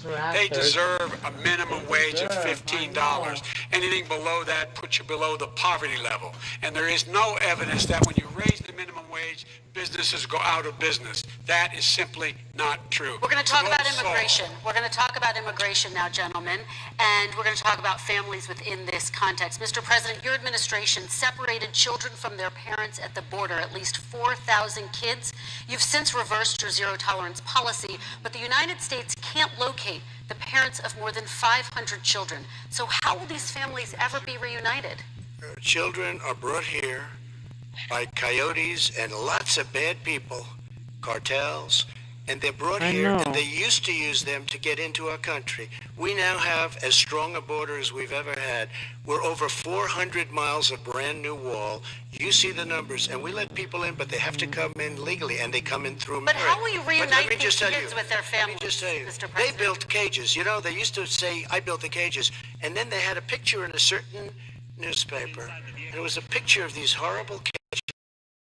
Do you have a plan to reunite the kids? Yes, we're working on it we're trying very hard. But a lot of these kids come out without the parents. They come over through cartels and through coyotes and through gangs. Vice President Biden, let me bring you into this conversation. Quick response and then another question to you. These 500 plus kids came with parents. They separated them at the border to make it a disincentive to come to begin with. They real tough. We're really strong. And guess what? They cannot, it's not coyotes didn't bring them over. Their parents were with them. They got separated from their parents. And it makes us a laughing stock and violates every notion of who we are as a nation. Let me ask you a follow-up Kristen, question. they did it. We changed the policy. Your response they to did that? it. We changed. did not They built the separate cages. They, Who built the cages, Joe? let's talk about what Who we're built the talking cages, about. Let's Joe? talk about what we're talking about. What happened? Parents were ripped, their kids were ripped from their arms and separated.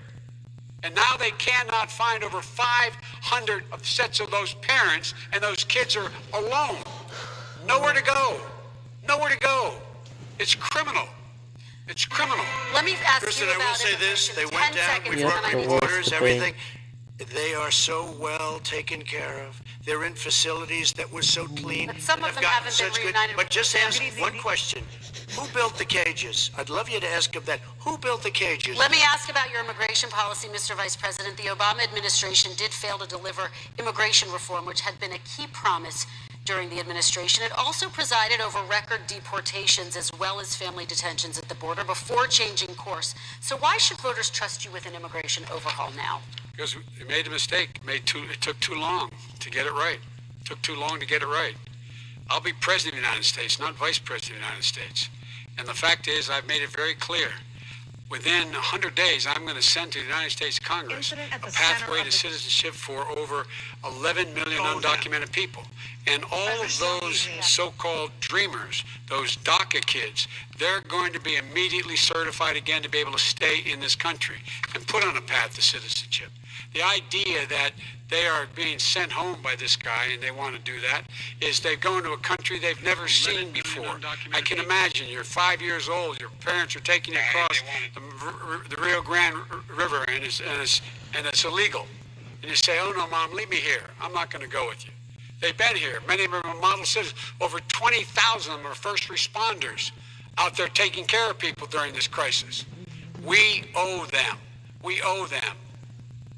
Kristen, he had 8 years to do what he said he was going to do. And I've changed without having a specific, we got rid of catch and release. We got rid of a lot of horrible things that they put in and that they lived with. But he had 8 years he was vice president. He did nothing except build cages to keep children in. Vice President Biden, your response. The catch and release, you know what he's talking about there? If in fact you had a family came across and they were arrested, they in fact were given a date to show up for their hearing. They were released, and guess what? They showed up for a hearing. And this is the first president in the history of the United States of America that anybody seeking asylum has to do it in another country. That's never happened before in America. That's never happened before in America. You come to the United States and you make your case that I seek asylum based on the following premise: why I deserve it under American law. They're sitting in squalor on the other side of the river. President Trump, your response, so 30 important. seconds, and then we'll move on. It just shows that he has no understanding of immigration or the laws. Catch and release is a disaster. A murderer would come in, a rapist would come in, a very bad person would come in. We would take their name. We have to release them into our country.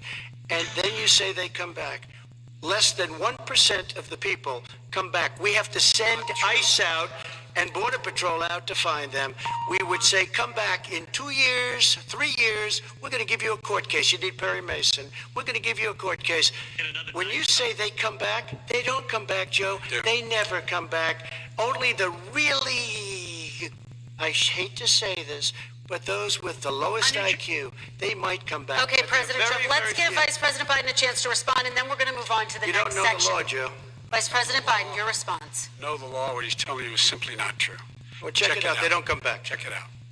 All right, let's move on But we don't have to to the worry next about it because they section. terminated it, so we don't have to worry about Let's it move anymore. on to the next And you have section. 525 kids not knowing where in God's name they're going to be and lost their parents. Go ahead. All right, let's talk about our next section, which is race in America. And I want to talk about the way Black and brown Americans experience race in this country. Part of that experience is something called the talk. It happens regardless of class and income. Parents who feel they have no choice but to prepare their children for the chance that they could be targeted, including by the police, for no reason other than the color of their skin. Mr. Vice President, in the next 2 minutes, I want you to speak directly to these families. Do you understand why these parents fear for their children? I do. You know, my daughter is a social worker, and she's written a lot about this. She has a graduate degree from the University of Pennsylvania in social work. And you know, one of the reasons why I ended up working on the east side of Wilmington, Delaware, which is 90% African American, was to learn more about what was going on. I never had to tell my daughter, if she's pulled over, make sure she puts, for a traffic stop, put both hands on top of the wheel and don't reach for the glove box because someone may shoot you. But a black parent, no matter how wealthy or how poor they are, has to teach their child when you're walking down the street, don't have a hoodie on when you go across the street. Making sure that you, in fact, if you get pulled over, yes, yes, sir, no, sir, hands on top of the wheel, because you are, in fact, the victim, whether you're a person making child of a $300,000 a year person or someone who's on food stamps. The fact of the matter is, there is institutional racism in America. And we have always said, we've never lived up to it, that we hold these truths to be self-evident. All men and women are created equal. But guess what? We have never, ever lived up to it. But we've always constantly been moving the needle further and further to inclusion, not exclusion. This is the first president to come along and says, that's the end of that. We're not going to do that anymore. We have to provide for economic opportunity, better education, better health care, better access to schooling, better access to opportunity to borrow money to start businesses.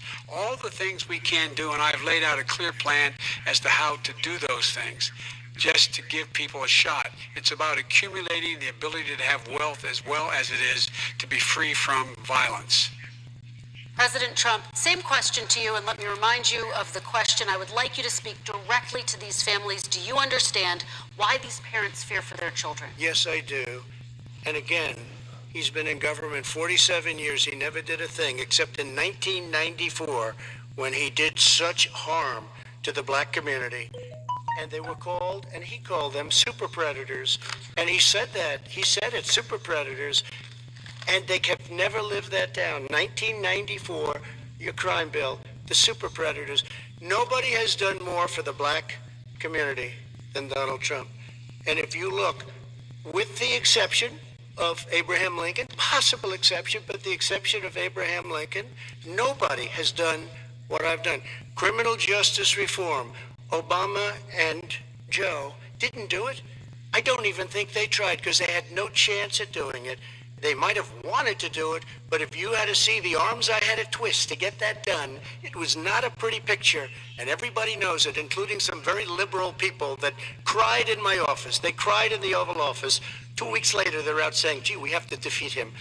Criminal justice reform, prison reform, opportunity zones with Tim Scott, a great senator from South Carolina. He came in with this incredible idea for opportunity zones. It's one of the most successful programs. People don't talk about it. Tremendous investment is being made. Biggest beneficiary, the Black and Hispanic communities, and then historically Black colleges and universities. After 3 years of coming to the office, I love some of those guys. They were great. They came into the office and they said, I said, what are you doing? After 3 years, I said, why do you keep coming back? Because we have no funding. I said, you don't have to come back every year. We have to come back because President Obama would never give them long-term funding, and I did. 10-year long-term funding, and I gave them more money than they asked for because they said, I think you need more.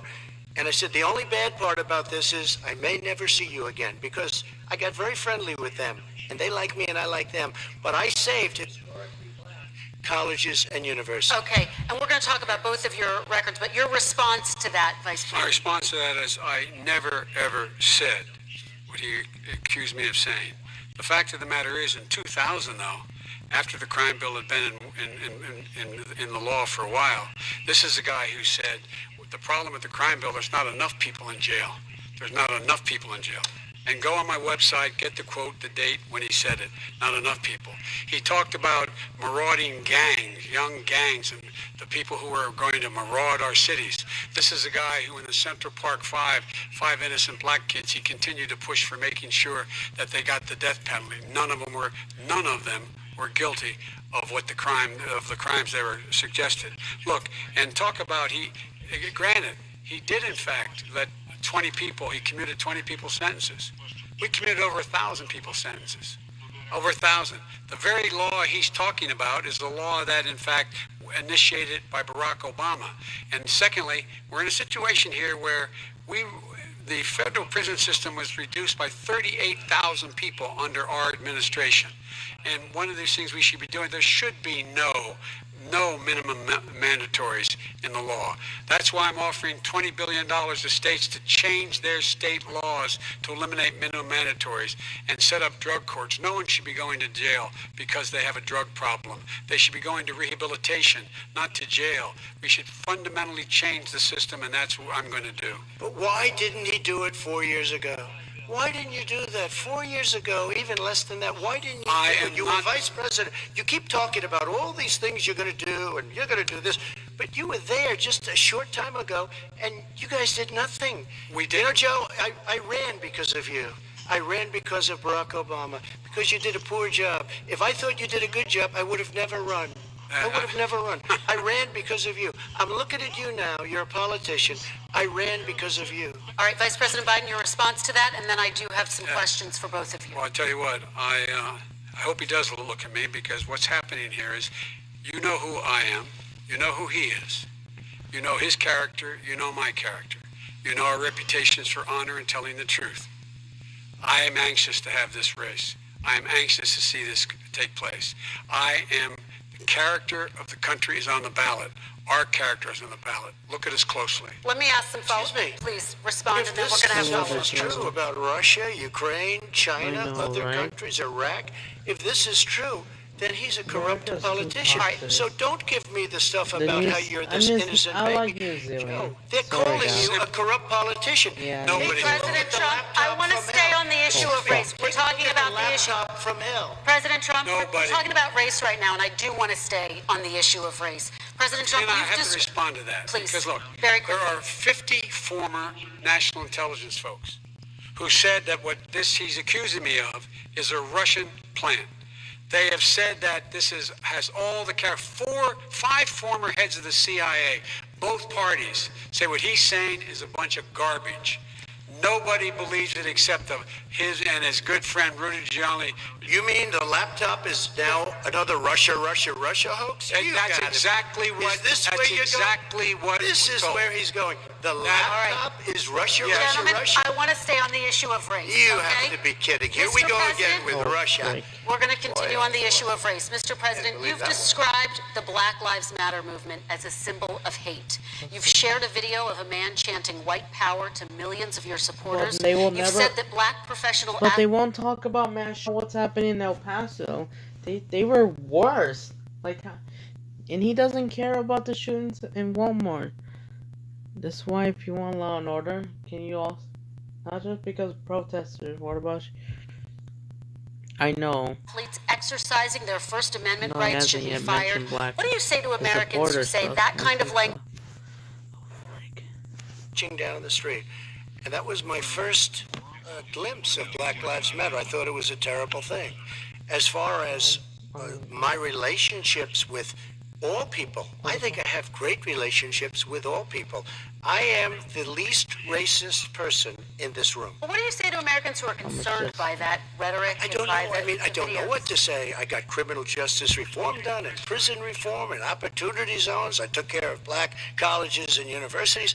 I don't know what to say. They can say anything. They can say anything. It makes me sad because I am the least racist person. I can't even see the audience because it's so dark, but I don't care who's in the audience. I'm the least racist person in this room. Okay, Vice President Biden, let me ask you very quickly, and then I have a follow-up question for you. Abraham Lincoln here is one of the most racist presidents we've had in modern history. He pours fuel on every single racist fire. Every single one. Started off his campaign coming down the escalator saying he's getting rid of those Mexican rapists. He's banned Muslims because they're Muslims. He has moved around and made everything worse across the board. He says about the poor boys, last time we were on stage here, he said, I told them to stand down and stand ready. Come on. This guy is a dog whistle about as big as a foghorn.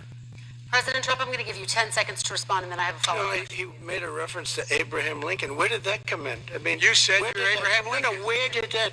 No. I said not since Abraham Lincoln has anybody done what I've done for the black community. And I'm saying, I didn't say I'm Abraham Lincoln. I said not since Abraham Lincoln has anybody done what I've done for the black community. Now, you have done nothing other than the crime bill, which put tens of thousands of black men, mostly, in jail. All right, let me you know what? let me they ask remember Vice it President because if you Biden look a at what's question. happening with the voting right now, Let me ask they Vice remember President that Biden you treated them very, very badly. Just take a look at what's happening out there. Vice President Biden, let me give you a chance to respond within this context. Crime bills that you supported in the 80s and 90s contributed to the incarceration of tens of thousands of young black men who had small amounts of drugs in their possession.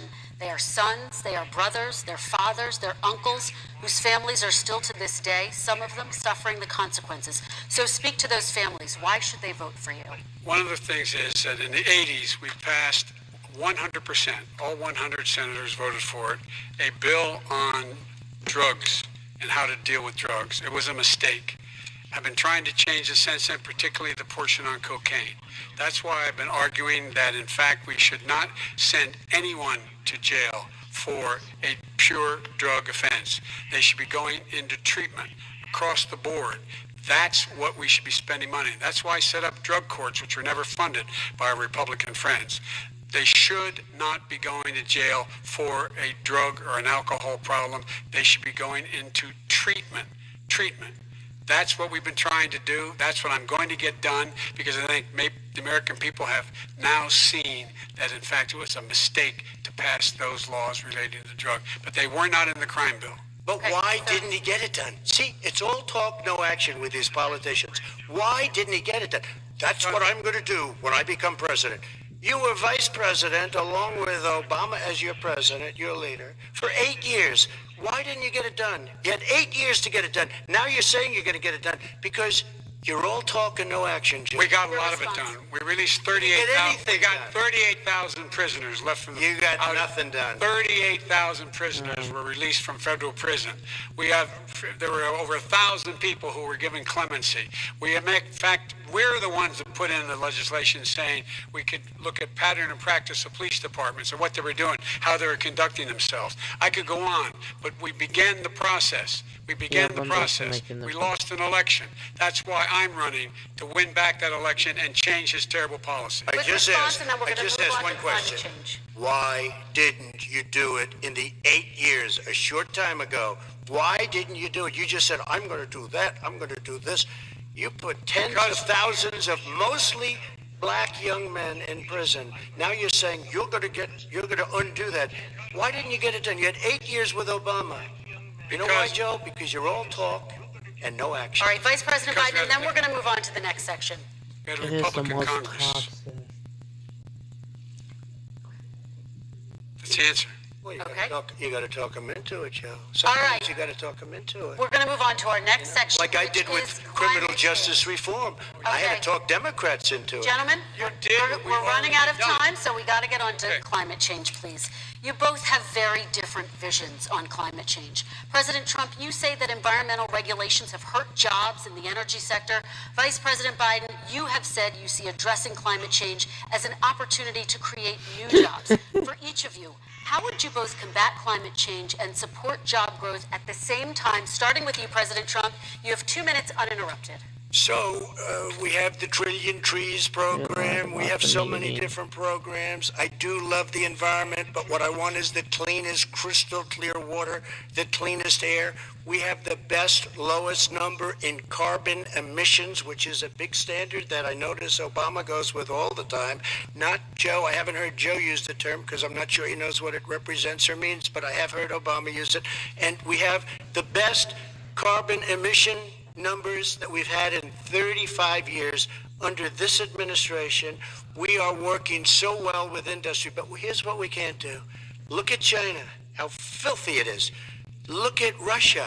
Look at India. It's filthy. The air is filthy. The Paris Accord, I took us out because we were going to have to spend trillions of dollars, and we were treated very unfairly. When they put us in there, they did us a great disservice. They were going to take away our businesses. I will not sacrifice tens of millions of jobs, thousands and thousands of companies because of the Paris Accord. It was so unfair. China doesn't kick in until 2030. Russia goes back to a low standard, and we kicked in right away. It would have destroyed our businesses. So, you ready? We have done an incredible job environmentally. Right we have the cleanest air, the cleanest water, and the best carbon emission standards that we've seen in many, many years. Vice President And we Biden. haven't destroyed our industries. Vice President Biden, 2 minutes to you, uninterrupted. Climate change, climate warming, the global warming is an existential threat to humanity. We have a moral obligation to deal with it. And we're told by all the leading scientists in the world, we don't have much time. We're going to pass the point of no return within the next 8 to 10 years.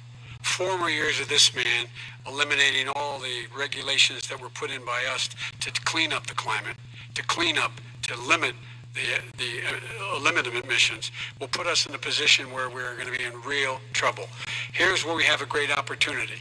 I was able to get both all the environmental organizations as well as labor, the people worried about jobs, to support my climate plan. Because what it does, it will create millions of new good-paying jobs. We're going to invest in, for example, 50,000 charging stations on our highways so that we can own the electric car market of the future. In the meantime, China is doing that.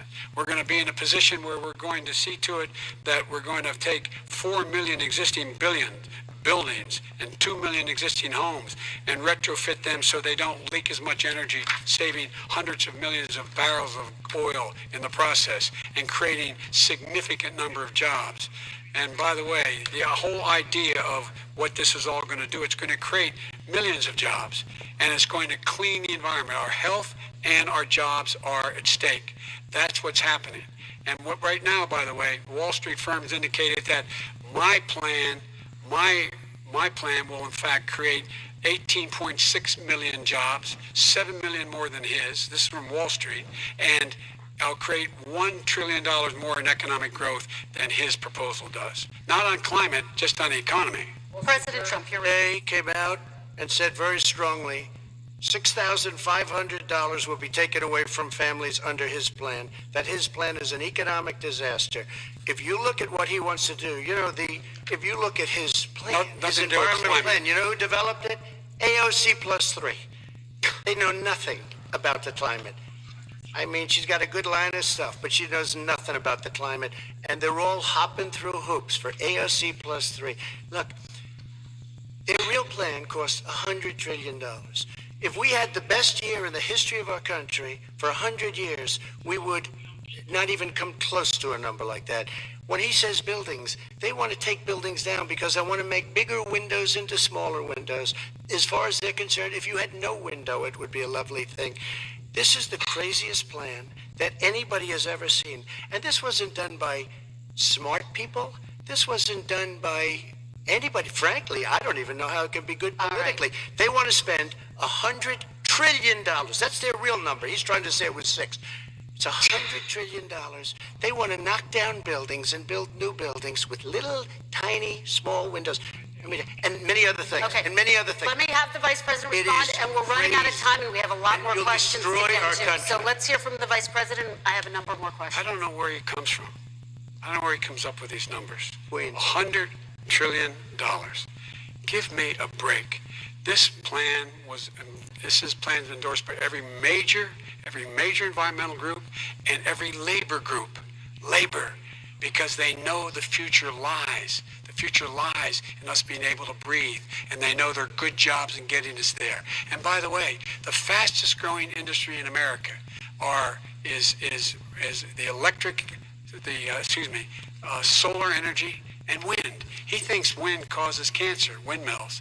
It's the fastest growing jobs, and they pay good prevailing wages, $45, $50 an hour.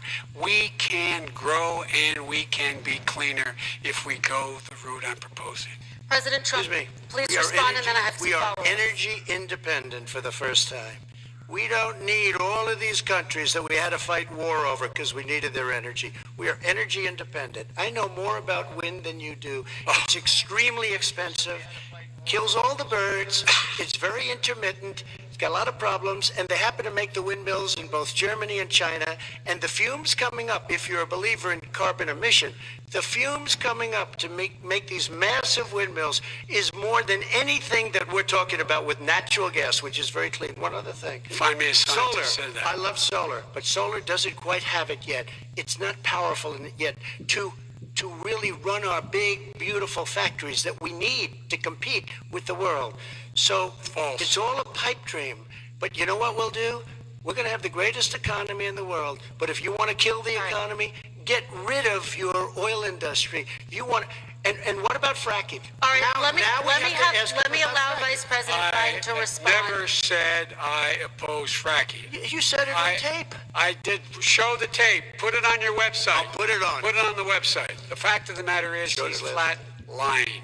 Would you rule out banning fracking? I do rule out banning fracking because the answer, we need other industries to transition to get to ultimately a complete zero emissions by 2025. What I will do with fracking over time is make sure that we can capture the emissions from the fracking, capture the emissions from gas. We can do that, and we can do that by investing money in doing it, but it's a transition to that. I have one more question in this part. Excuse me, he was against fracking. He said it. I will show that to you tomorrow. I am against fracking. Until he got the nomination, went to Pennsylvania, then he said, but you know what, Pennsylvania? He'll be against it very soon because his party is totally against it. Fracking on federal land, I said. No fracking or oil on federal land. Let me ask this final question in this section, and then I want to move on to our final section. President Trump, people of color are much more likely to live near oil refineries and chemical plants. In Texas, there are families who worry the plants near them are making them sick. Your administration has rolled back regulations on these kinds of facilities. Why should these families give you another 4 years in office? The families that we're talking about are employed heavily, and they're making a lot of money, more money than they've ever made. If you look at the kind of numbers that we produce for Hispanic, for Black, for Asian, it's 9 times greater, the percentage gain, than it was in 3 years, than it was under 8 years of the 2 of them. to put it nicely. 9 times more. Now, somebody lives, I have not heard the numbers or the statistics that you're saying, but they're making a tremendous amount of money economically. We saved it, and I saved it again a number of months ago when oil was crashing because of the pandemic. Okay. We saved it. We got, say what you want about relationship, we got Saudi Arabia, Mexico, and Russia to cut back, way back. We saved our oil industry, and now it's very vibrant again. All right. And everybody has very inexpensive gasoline. Remember Vice that. President Biden, your response, and then we're going to have a final question for both of you. My response is that those people live on what they call fence lines. He doesn't understand this. They live near chemical plants that in fact pollute, chemical plants and oil plants and refineries that pollute. I used to live near that when I was growing up in Claymont, Delaware. And all the more oil refineries in Marcus Hook and the Delaware River than there is any place, including in Houston at the time. When my mom get in the car and when there was first frost to drive me to school, turning the windshield wiper, there'd be oil slick in the window. That's why so many people in my state were dying and getting cancer. The fact is those frontline communities, it doesn't matter what you're paying them, it matters how you keep them safe. What do you do? And you impose restrictions on the pollutions, the pollutants coming out of those fence line communities. Okay, I have one final question. Would he close down the oil industry? It falls. Would you close down the oil By the way, I would transition from the oil industry, yes. Imagine if a fight broke down. It is a big statement because I would stop. Why would you do that? Because the oil industry pollutes significantly. I see. And here's the deal. But That's you a can't big do statement. that. Well, if you let me finish the statement, because it has to be replaced by renewable energy over time. Over time. And I'd stop giving to the oil industry, I'd stop giving them federal subsidies. He won't give federal subsidies to the gas, excuse me, to solar and wind. Yeah. Why are we giving it to oil industry? We actually do give it to solar and wind. We And have that's one maybe the final biggest question. statement in terms of business. That's the biggest statement. Okay. Because We have basically one what he's final saying question, is he is Mr. going to President. destroy the oil industry. Will you remember that, Texas? Will you Okay. remember that, Pennsylvania, Oklahoma? Vice President Biden, let me give you 10 seconds to respond, and then Ohio. I have to get to the final question. Vice President Biden. He takes everything out of context, but the point is, look, we have to move toward a net zero emissions. The first place to do that by the year 2035 is in energy production, by 2050 totally. All right. One Is he final gonna get question China to vote. do it? No, we're finished with Is this. he We going have to to get move on China to to our do it? final question. No, We have to I'm move going on to to our rejoin final the Yep, this Paris is the Accord worst and make debate. China abide by what they agreed to. All right, That'll this cost you is $1 about trillion. leadership, gentlemen. And this first question does go to you, President Trump. Imagine this is your inauguration day. What will you say in your address to Americans who did not vote for you? You'll each have 1 minute, starting with you, Mr. We have to make a country totally successful as it was prior to the plague coming in from China. Now we're rebuilding it, and we're doing record numbers, 11.4 million jobs in a short period of time, etc. But I will tell you, go back. Before the plague came in, just before, I was getting calls from people that were not normally people that would call me. They wanted to get together. We had the best black unemployment numbers in the history of our country. Hispanic, women, Asian, people with diplomas, with no diplomas, MIT graduates, #1 in the class. Everybody had the best numbers. And you know what? The other side wanted to get together. They wanted to unify. Success is going to bring us together. We are on the road to success. But I'm cutting taxes, and he wants to raise everybody's taxes, and he wants to put new regulations on everything. He will kill it. If he gets in, you will have a depression, the likes of which you've never seen. Your 401ks will go to hell, and it'll be a very, very sad day for this country. All right. Vice President Biden, same question to you. What will you say during your inaugural address to Americans who did not vote for you? I will say, I'm an American president. I represent all of you, whether you voted for me or against me. And I'm going to make sure that you're represented. I'm going to give you hope. We're going to move. We're going to choose science over fiction. We're going to choose hope over fear. We're going to choose to move forward because we have enormous opportunities to make things better. We can grow this economy. We can deal with the systemic racism. And at the same time, we can make sure that our economy is being run and moved and motivated by clean energy, creating millions of new jobs. And that's the fact. That's what we're going to do. And I'm going to say, as I said at the beginning, What is on the ballot here is the character of this country. Decency, honor, respect, treating people with dignity, making sure that everyone has an even chance. And I'm going to make sure you get that. You haven't been getting it the last 4 years. All right, I want to thank you both for a very robust hour and a half, a fantastic debate. Really appreciate it. President Trump, former Vice President Joe Biden, thank you to Belmont University for hosting us tonight. And most importantly, thank you to those watching tonight. Election Day is November 3rd. Don't forget to vote. Thank you, everyone, and have a great night. It's over. It is over.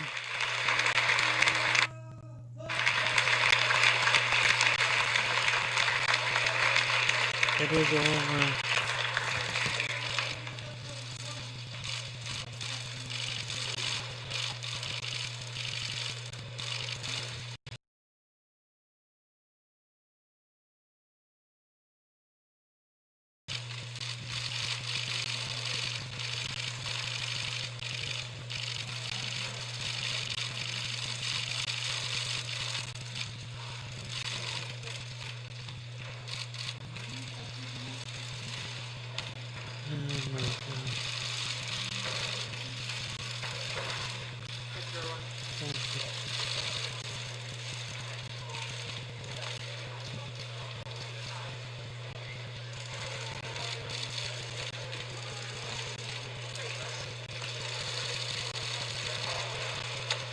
At least it's over. There goes. There's Trump's kids. Oh my gosh. What a day.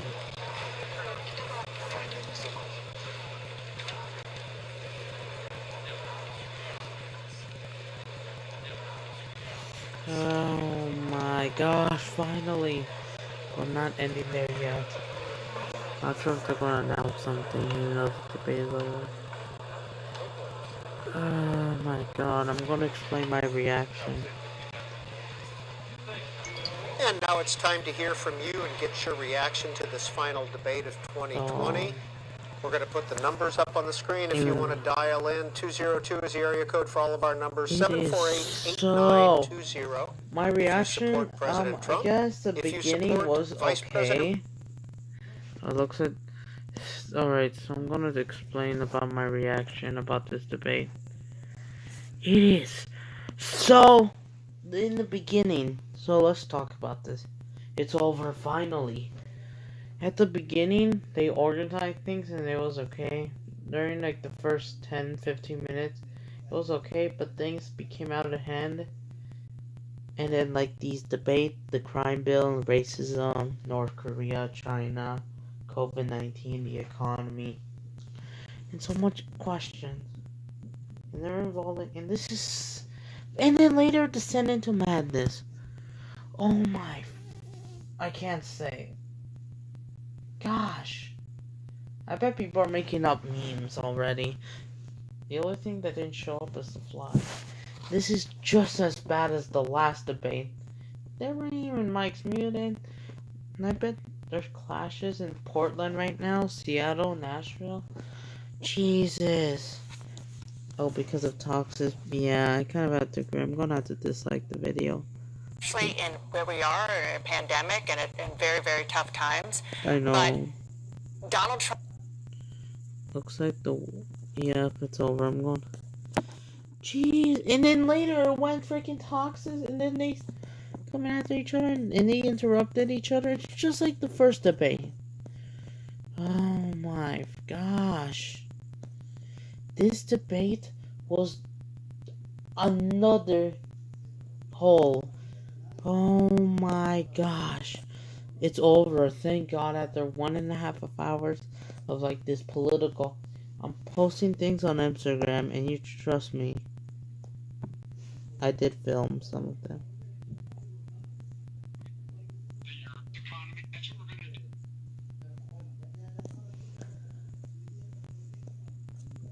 And like, if you don't know, Trump actually already attacked the moderator. And it did not even start in yesterday's final. It was so toxic. Jesus, they complained about China, Russia, Iran. Look at this. The behaviors, the Black Lives Matter, racism, injustice, protest, police brutality. But they don't mention mass shootings.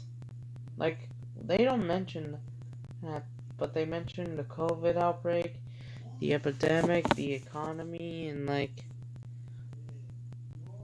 the handling. Like, Jesus. Donald Trump. Some people are still alive, of course. And I think that the callous. This is going down, even though some of them are done. We've been streaming for over 2 hours, almost 3 hours, and it has been wild. Oh my gosh. Yep. Oh, I'm tired. This debate is definitely... What do you guys think of the debate? Tell me in the comments. It's over. Thank God it's over. Oh my gosh. I hope I'll never go through this. I hope... Wow. It got so ugly already. And there... But I wouldn't be surprised, or maybe I will. I wonder what will happen. What would happen if it got worse? What would happen if they got a fight? Like at the end, they said no, and then they come out there and then like beat up like act of violence. It will shock people, and this will be the most toxic debate. At least it didn't happen. If it did.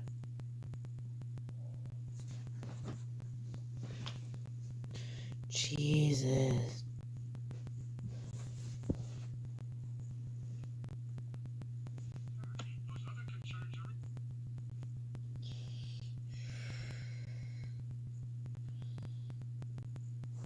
Oh my gosh.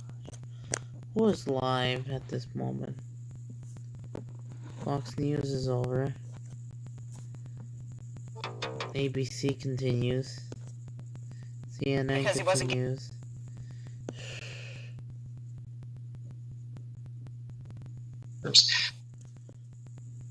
Today continues. Washington Close down close down the country? Simply not true. Yeah, we're gonna look at this. It's a... I'll never talk about this. Toxic debate. What's even the most popular debate? 56.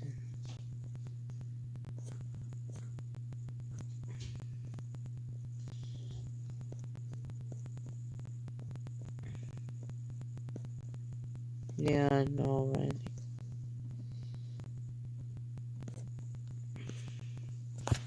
But anyways, I think it's time for some little Minecraft, and we might do it. We might not even do it on Friday anyway. It's like a very you know. Well, at least it's over. What about the protesters? People asking. Hold on. Before I continue, let's see what are the... Where's the protest? Oh my gosh.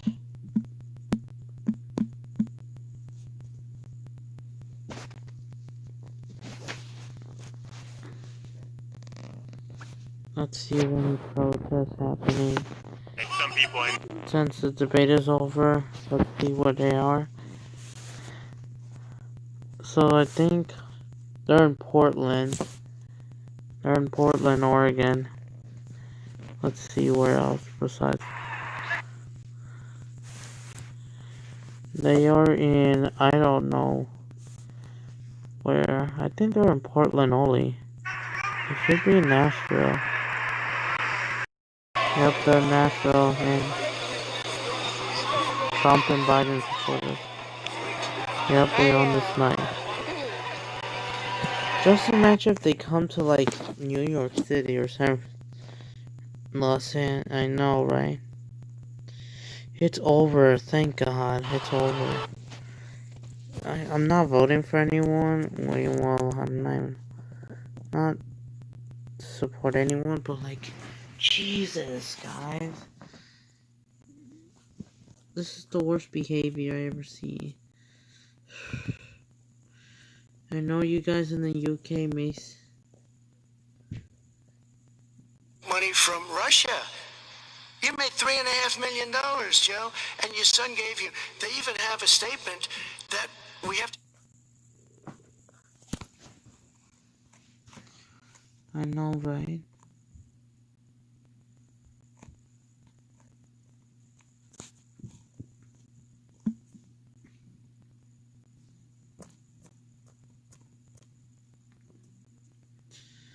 Oh my gosh.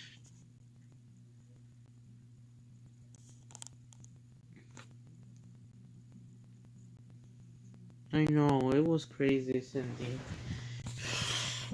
I just... Like, Jesus, Trump.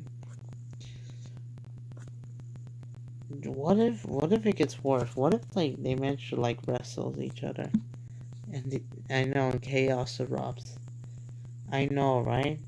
Just imagine. I know, right? That would be much more horrible. But we'll continue our live series. Yep, doing the exact, you know.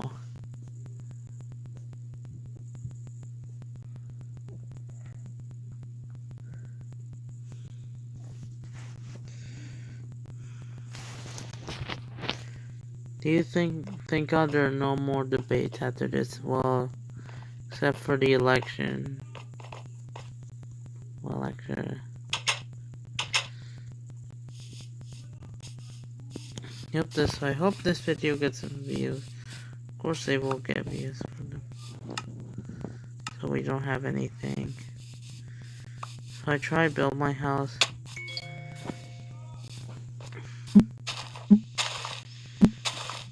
I hope we'll never go through this again.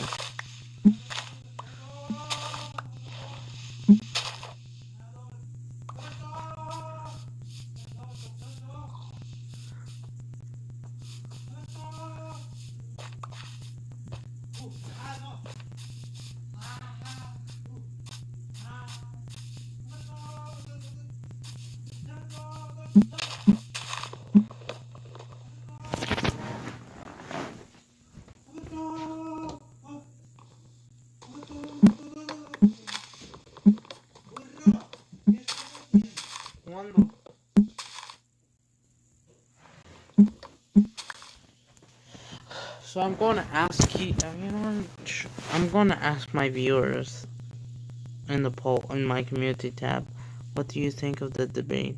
Is it good? Bad?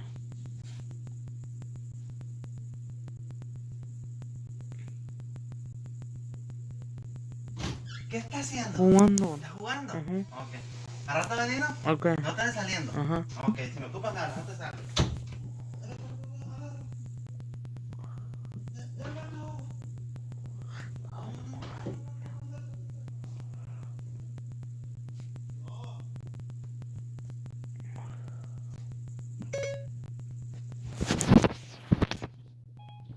I have no word.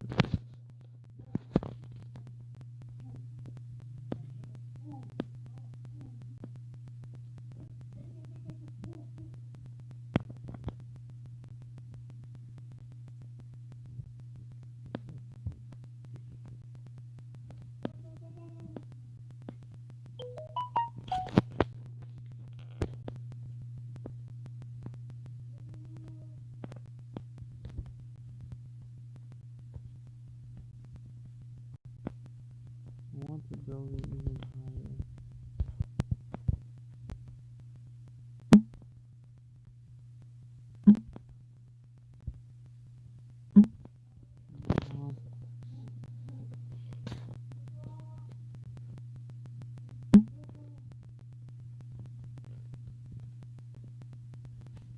I hope I don't have to.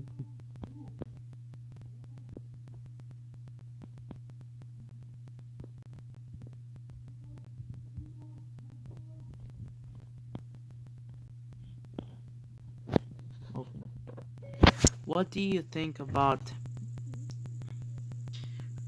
the last debate? Question mark.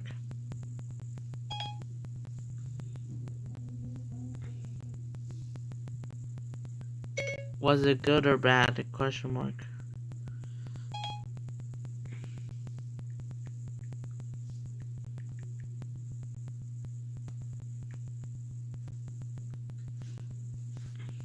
It was okay.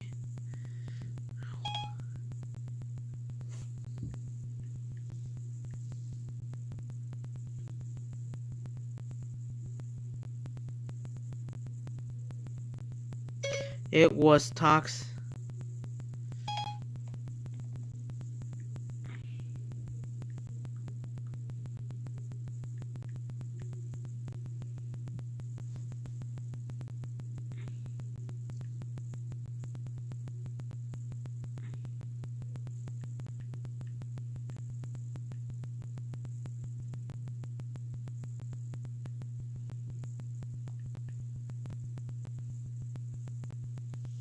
Yeah, that's all I have to say. I posted on my community tab. I posted on my community tab about if you guys think if the debate was toxic. Okay. Oh my gosh! It was so toxic. I never.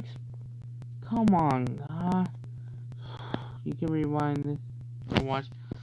But I'm not leaving yet. I'll be still staying maybe till 9 p.m.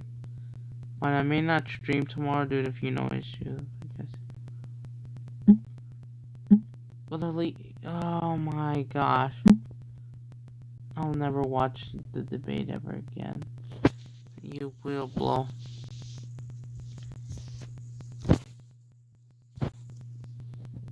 I'm back. Oh, what's killing me? Oh, come on.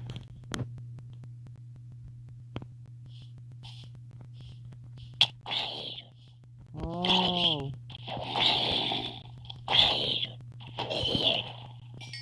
Yeah, at least it's gonna be a decent time, unless if we get drama in the comments. Like, come on.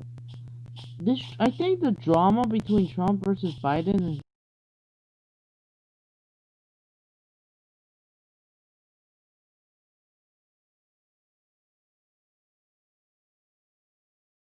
welcome back, people. Because of this, I know, right? Their behaviors. Even though I will be 18 by the year 2024, just in time for the 2024 election. But I ain't no voting. I'm just gonna vote. Unless if I change. I'm definitely not changing my mind right now. Oh my god. If you look back, it's so toxic. It's like an hour. There's no basis for that. Everybody investigated that. No, of their I would consider it tens of thousands of. I know, right? That's the background noise.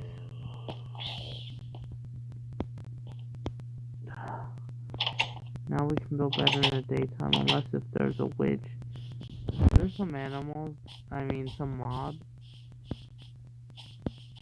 It's all the zombies and skeletons that I think have to go.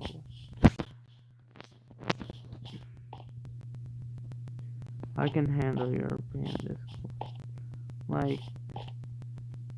But yeah, not everyone's gonna like Discord. Kind of understand.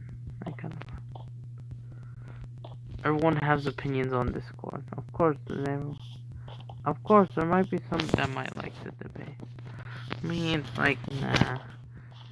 Oh my god. You only have 200,000 cases.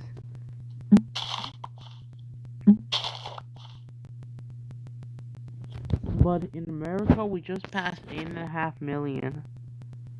And what else do we have? Over 200,000 deaths. Canada under 10,000. And now our death toll is nearing 230,000. And recently, Texas has overtaken California, my state, in infections. Yeah, they just overtaken them. Oh, I thought the pig scared me. I thought you were like this. Oh my gosh.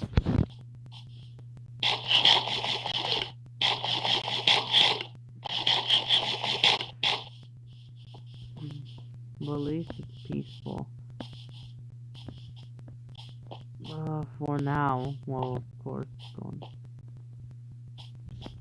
Yeah, the behavior. See, there's proof that America. I mean, not all.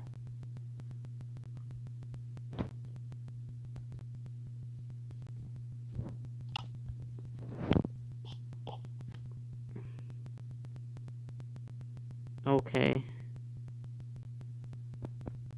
Alright, okay. But we'll continue on. Yeah, November 3rd. Oh my gosh. We're only 12 days and now we're going at a terrible rate.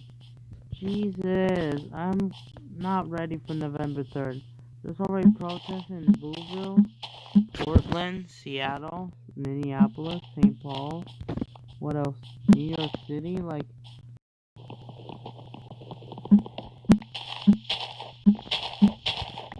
oh wait, I forgot that. Oh no, Lord. It might even change. Well, it could be, but it's gonna. But definitely not now, of course. If you have no words, it's okay. I kind of feel you. America needs some improvement.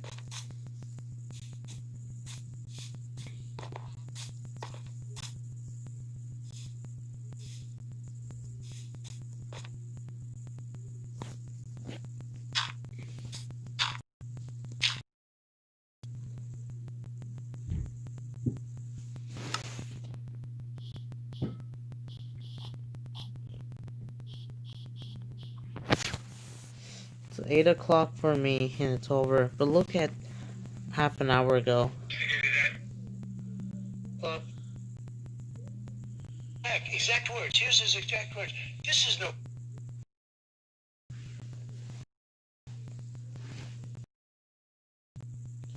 I posted on my community tab. What do you think about the debate? Do you think it's toxic so far 2 votes? And they said it's toxic. I'm gonna. Yeah.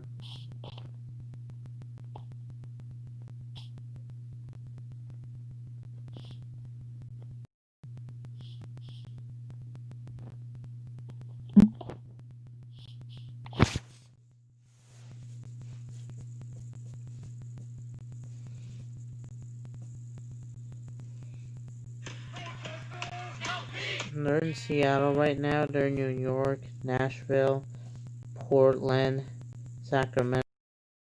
America can improve.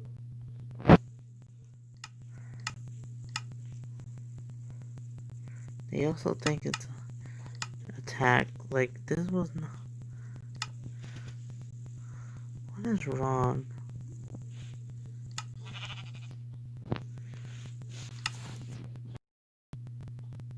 Oh yeah, we need some sand. Okay, I'm on it.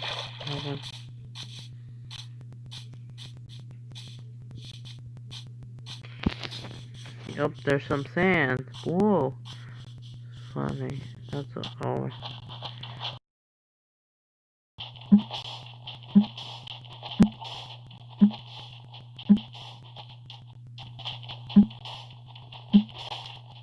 At least we did it.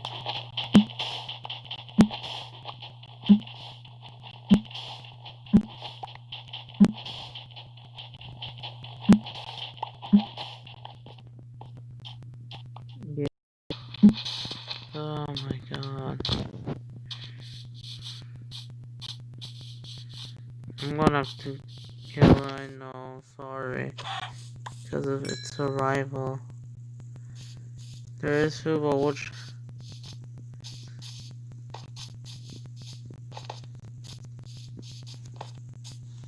Why does violence always have to be the end? Only 1 iron? Why do I need iron again? Oh wait, I'm not. Oh yeah, but that'll be another time. We're just here for sand only. Oh, that's good. Getting even another. Because you need food. I know, right? I need more coal. I don't want to waste my time.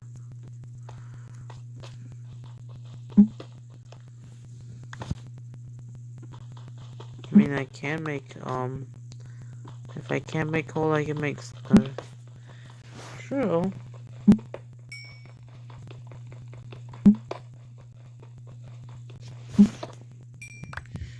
I just miss indoor. Oh my gosh. Just as bad. Unless if a fight breaks up, it's gonna be the worst debate. So the last debate.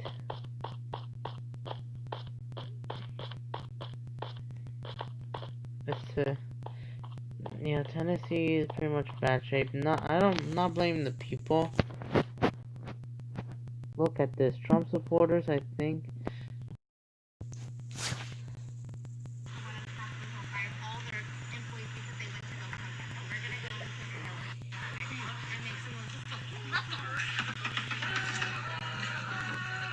And yes, there's the change, and I believe I'm uniquely delivered.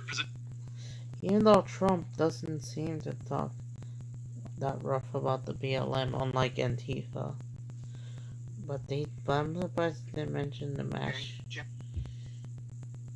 Look, the LA Times is, live. The New York Times, I don't know. Don't even have any. Let's just not rush. Look at this, Illinois. Yeah, we'll be starting.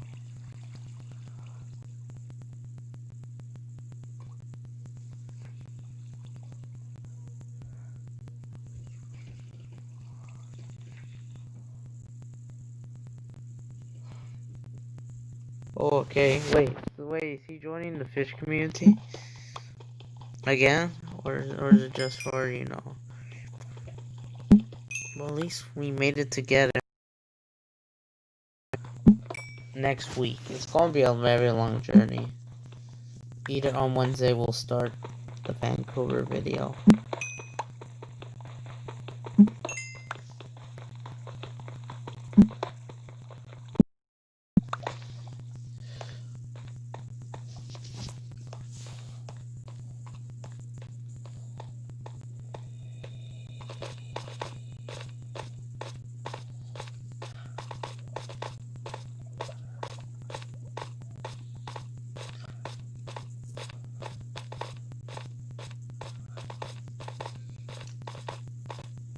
Already started again? No.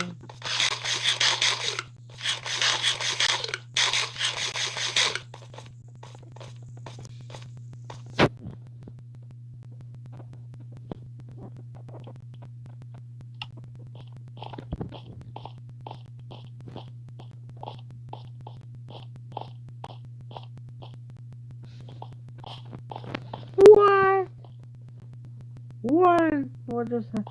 What? No! There's an imposter account. No, we're not here. What the heck is behind me? Who's behind me? What the? Who are you? I know who you are, but leave me alone. Yep. You small guy.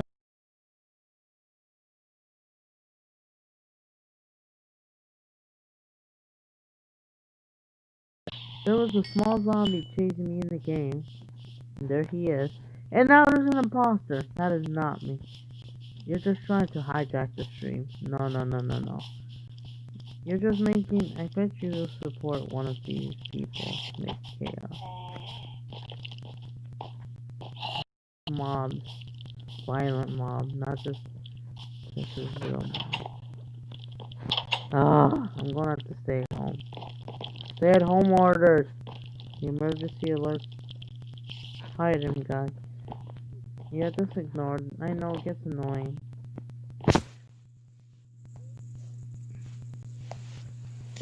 Hide him. No, we can't say the N word in that P word. No. And you know, yeah. Nathaniel Bandy. Nathaniel.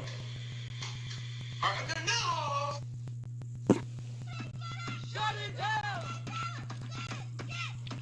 Shut it down! Seattle. No, the first one was Seattle. Why? Maybe because it's bigger. President Obama. And he was in North Carolina. And yes! Okay, we're here back to back. I need to say this. Donald Trump is sadly not taking COVID too seriously. He keeps downplaying the threat. He's not wearing a mask. He's not social distancing. And yes, Donald Trump is yeah. And he's going to rallies a pack of people. And he went to North Carolina, went to Florida, Iowa. Like, come on. With no mask, no social distancing. Really? Almost 230. Or over 1,000 people have died on the day before. Okay.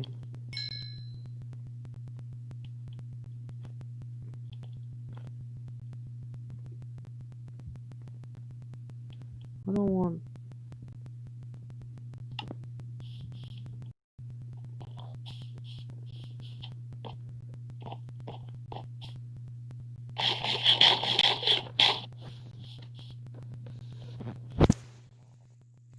Oh, 2-4. Yeah, feel free if you can make me one. Feel free. Yeah. Feel free. You have a slime. I just want Saturday here. But anyways.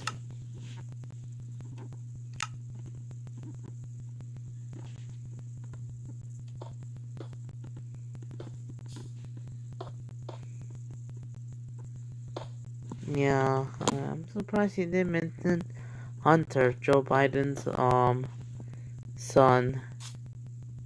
I'm surprised he didn't mention him this time.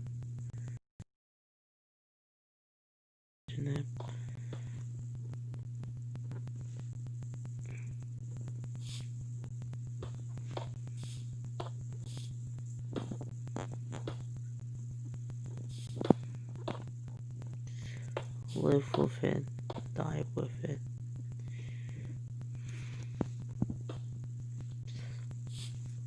Radical left. You shut up. Oh my god. Warrior list! Like direct and immature. It's the worst debate ever. Well, Chris Wallace is okay, I guess.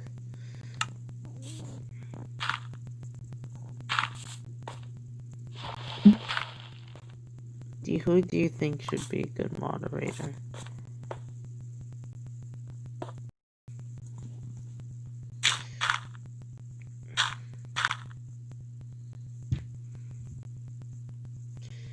Radical. Should be radical. What? I can't do it? Oh my god. Now I'm annoyed. Does that mean I'm forced to take it down? Yep, I'm forced to take it down for this.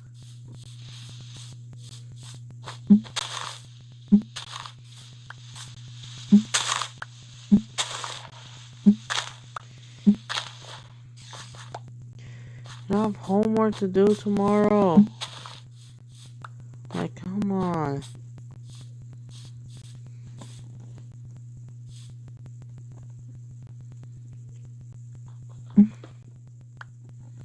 This is worse than last year.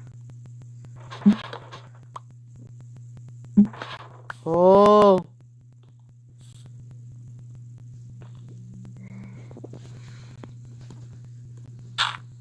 What the heck?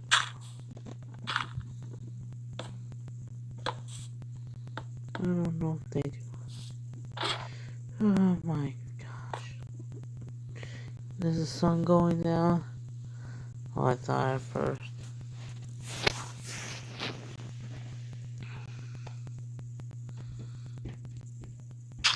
Should we build a house out of dirt? Wait, do we even can afford? Oh yes, we can! Along with it.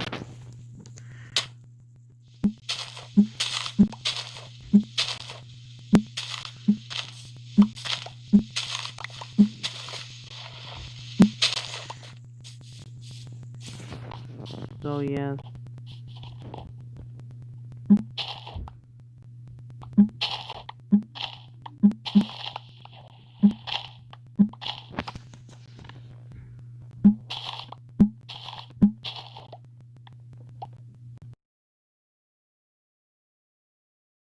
That's it, we might have...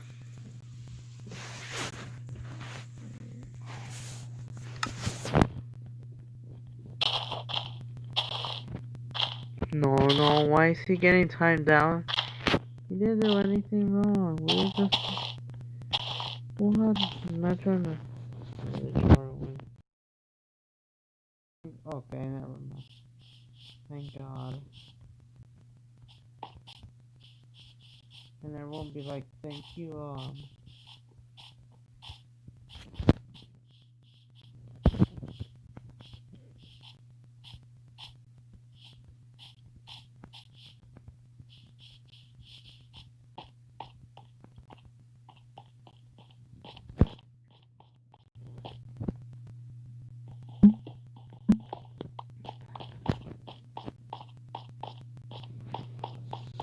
he said no more.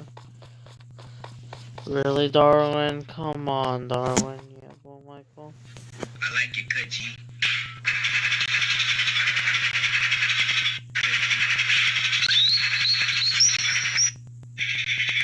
What? Okay, good news. More coal. Please don't go down, because they can just...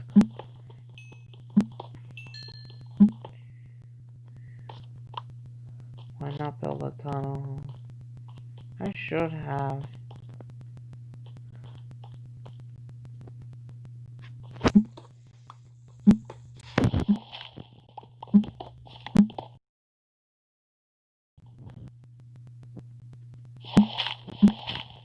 Wish.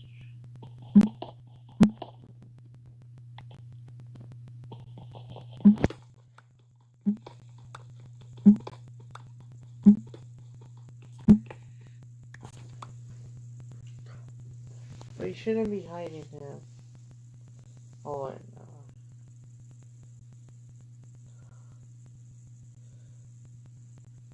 He joined on February 9th of 2020. Wait. Grey Wolf is now a fish. What? Oh no. I know who it is. It's Grey Wolf. That's what they said.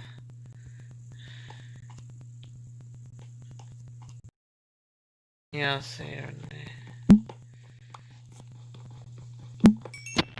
Lord happy. God, an imposter just recently came in.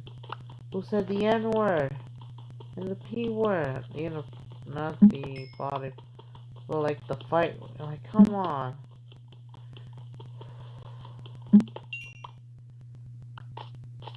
Nobody wants to be involved.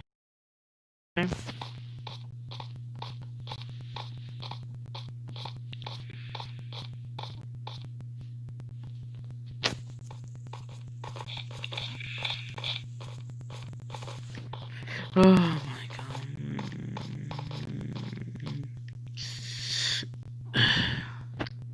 Okay. Controls way too.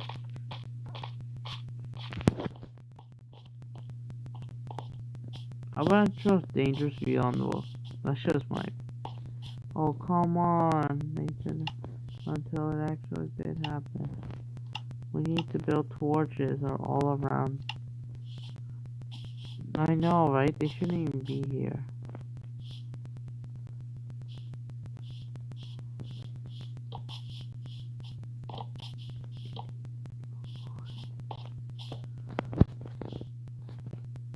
I hope they leave. I mean, I hope they don't come here.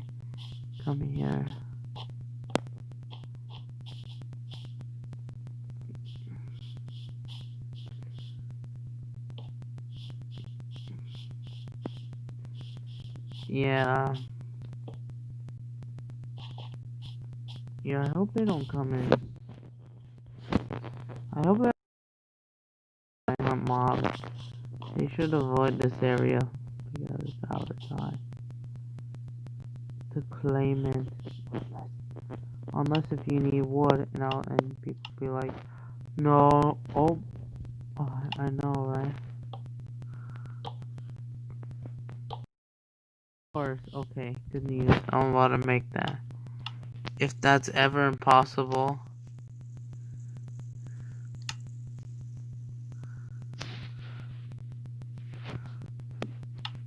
Who is I don't know.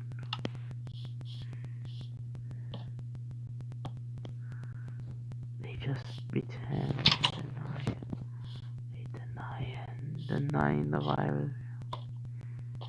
Imagine if something doesn't end in the game.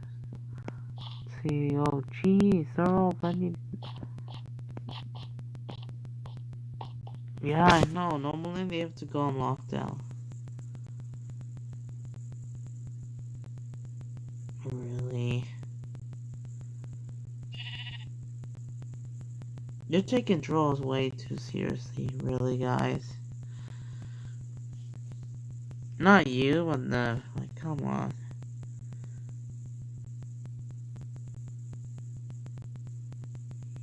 Well, really, Darwin? Why would you also say that A word? You know I can't say. It's just. I want to continue. I didn't even have to end up. Oh no, going on lockdown. I mean, no, not me. In the game. Because why would I go on lockdown with you? I'm talking about.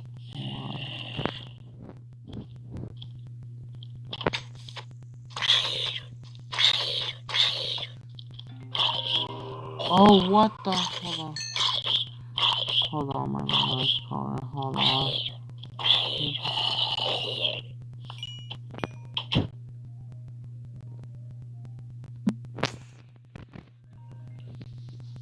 Hold on.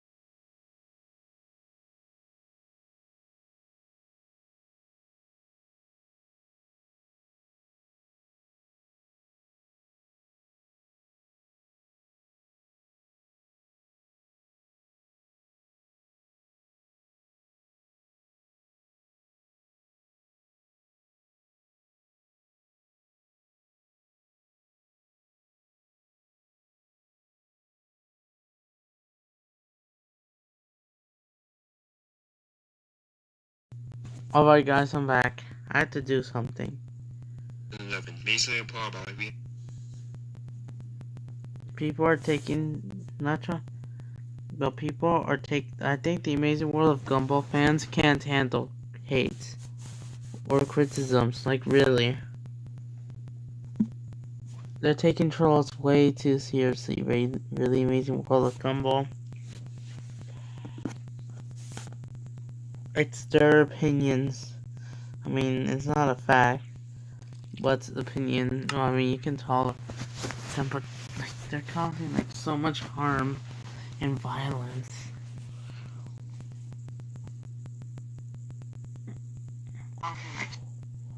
Including this police SUV on fire. What the?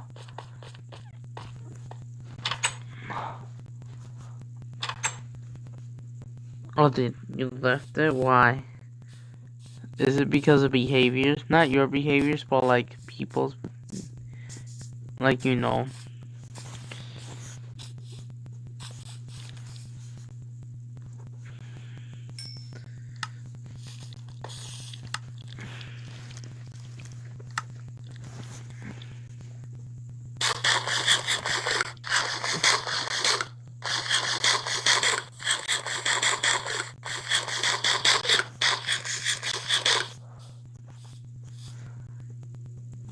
Yeah, December cat. The Amazing World of... Oh. It feels like you did.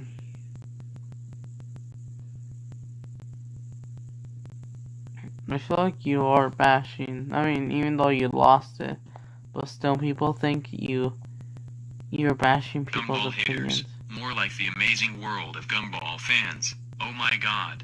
These people suck like hell. Really? These people do stupid rants about the That's their opinion. What if I did the exact same thing about the Amazing... I mean, what is your most hated game? And people think that I know. Even though you're not as stupid as the toxic behavior that happened an hour ago between Trump and Joe Biden, because that's Salt Lake City, Nashville.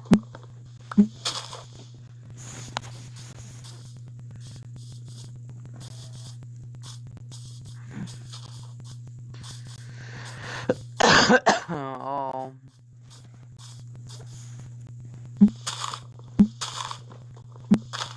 The debate. Violence isn't the answer. Come on. People think that you're...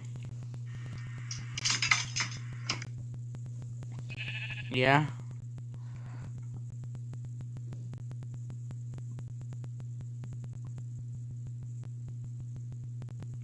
I got 8 votes, and everyone said it's toxic.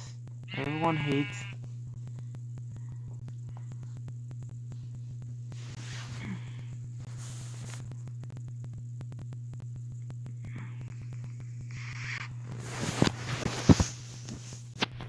I know, right? Like, really, darling. That proves people are going. That makes you look bad.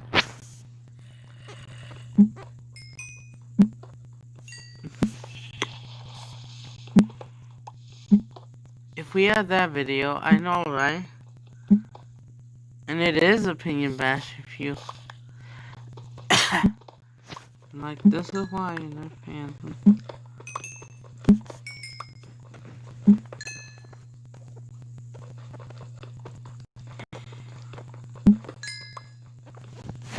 Why does violence always have to be the end? I would like to explore it, but I can't. I have a normal cough, not the... If I did, then I would have the... Then I would have the... You need to get tested first.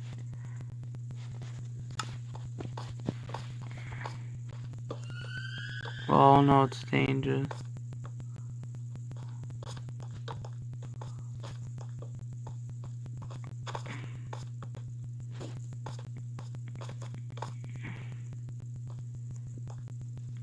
What would happen if I do this? Oh! Oh, it's very dangerous, guys. That's what, unless you get...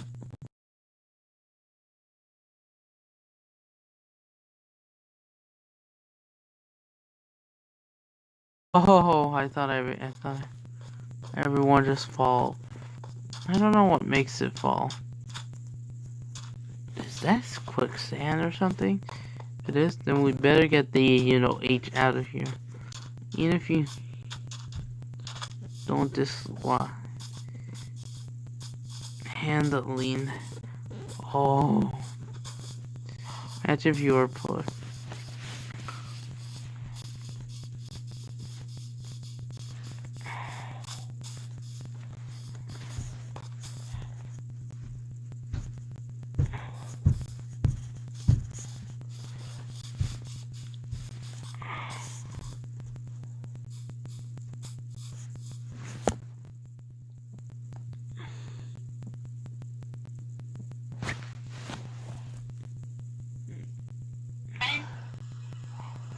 No, you're not. No, Dixie, we're not going to listen. No, everyone, all of you take now. Take picture. We're not listening to you. Don't listen to these. Everyone. Guess what I'm about to upload. You see. Those other concerns are... Trump versus Biden's tiny army during the debate. A conference.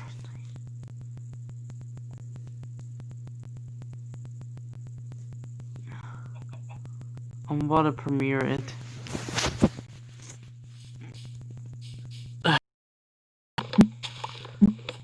Yeah, this will be my new home. We'll be moving some things. Yeah, even though I don't think the villagers even care anyway.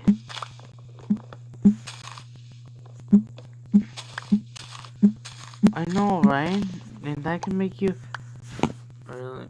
Yeah, what would happen if you?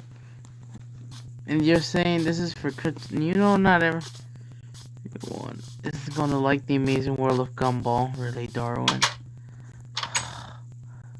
Democracy.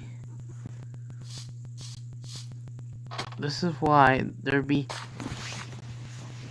naked violating. No.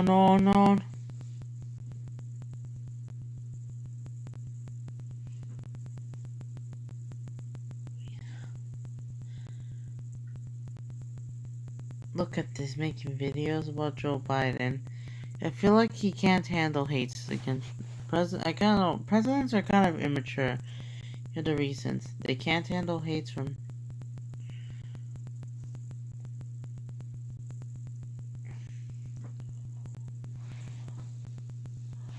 hashtag tiny army. Hashtag debate.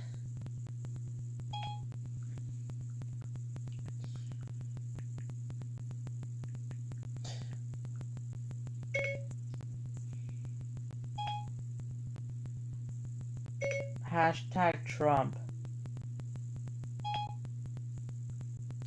Hashtag Biden. Hashtag Nashville.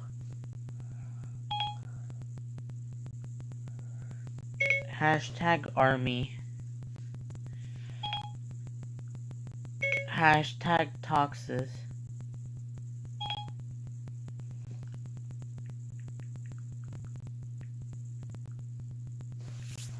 Yeah, it's gonna be over.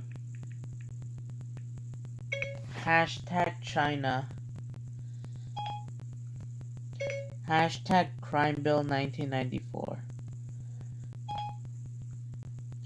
Hashtag Portland. Hashtag... Hold on.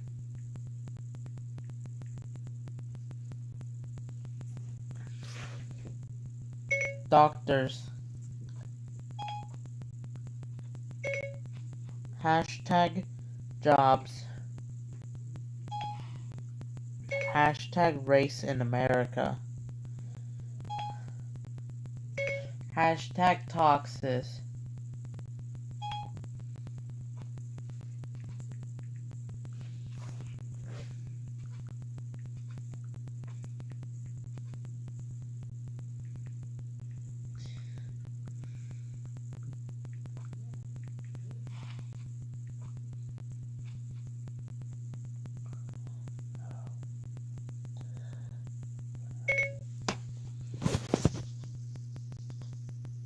Hashtag 2020.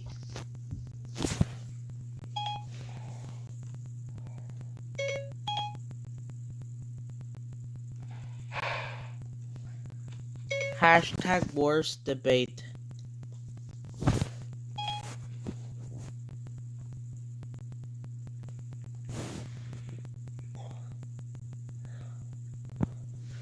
Yeah, I will. I'm gonna premiere something. Just wait.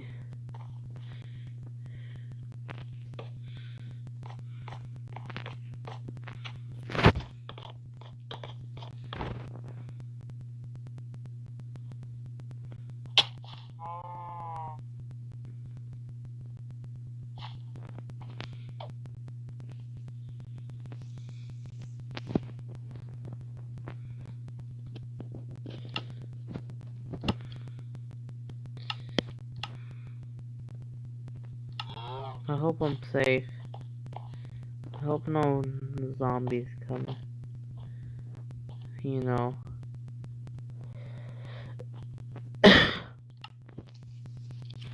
Oh no.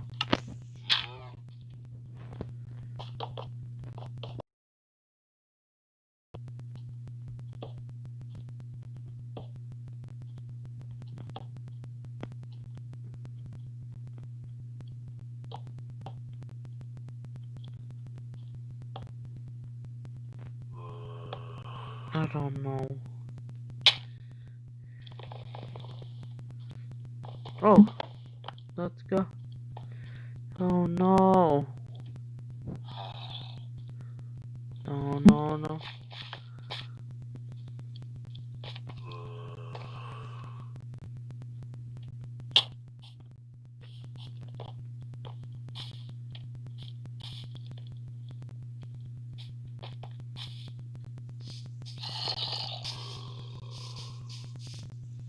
No, no, I need a cure for have the cure, but he has to be.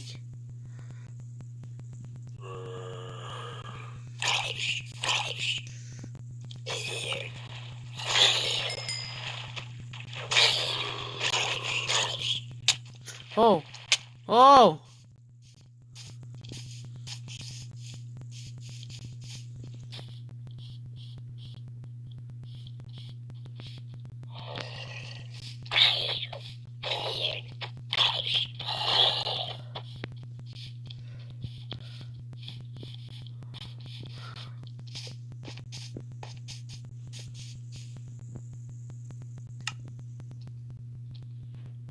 I told you stay away and you...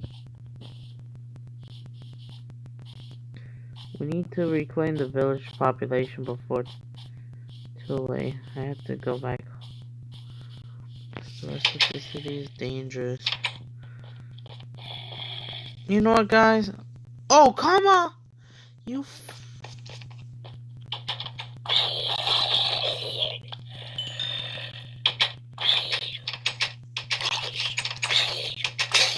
Oh!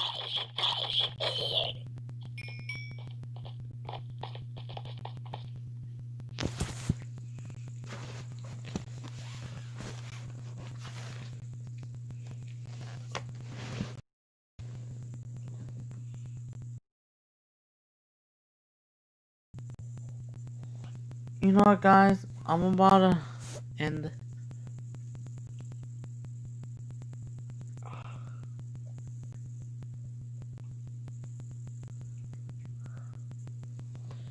the stream here. There's a premiere coming.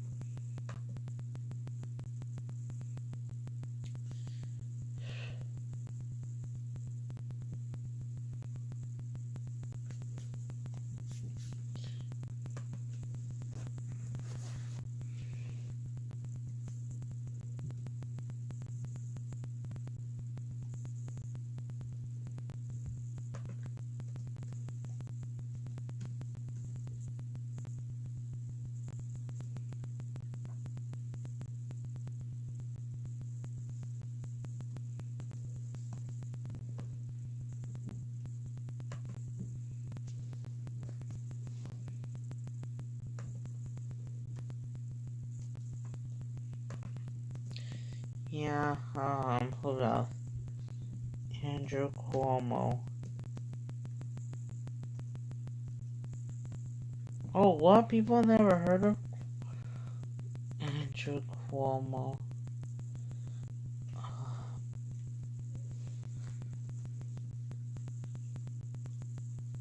Who else?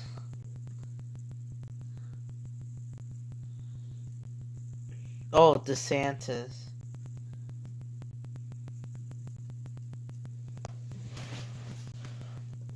Ron DeSantis. DeSantis. Oh, there he is. DeSantis. And I'm about to premiere it. So I hope you guys enjoy. I'm about to go. It's about to premiere anyway.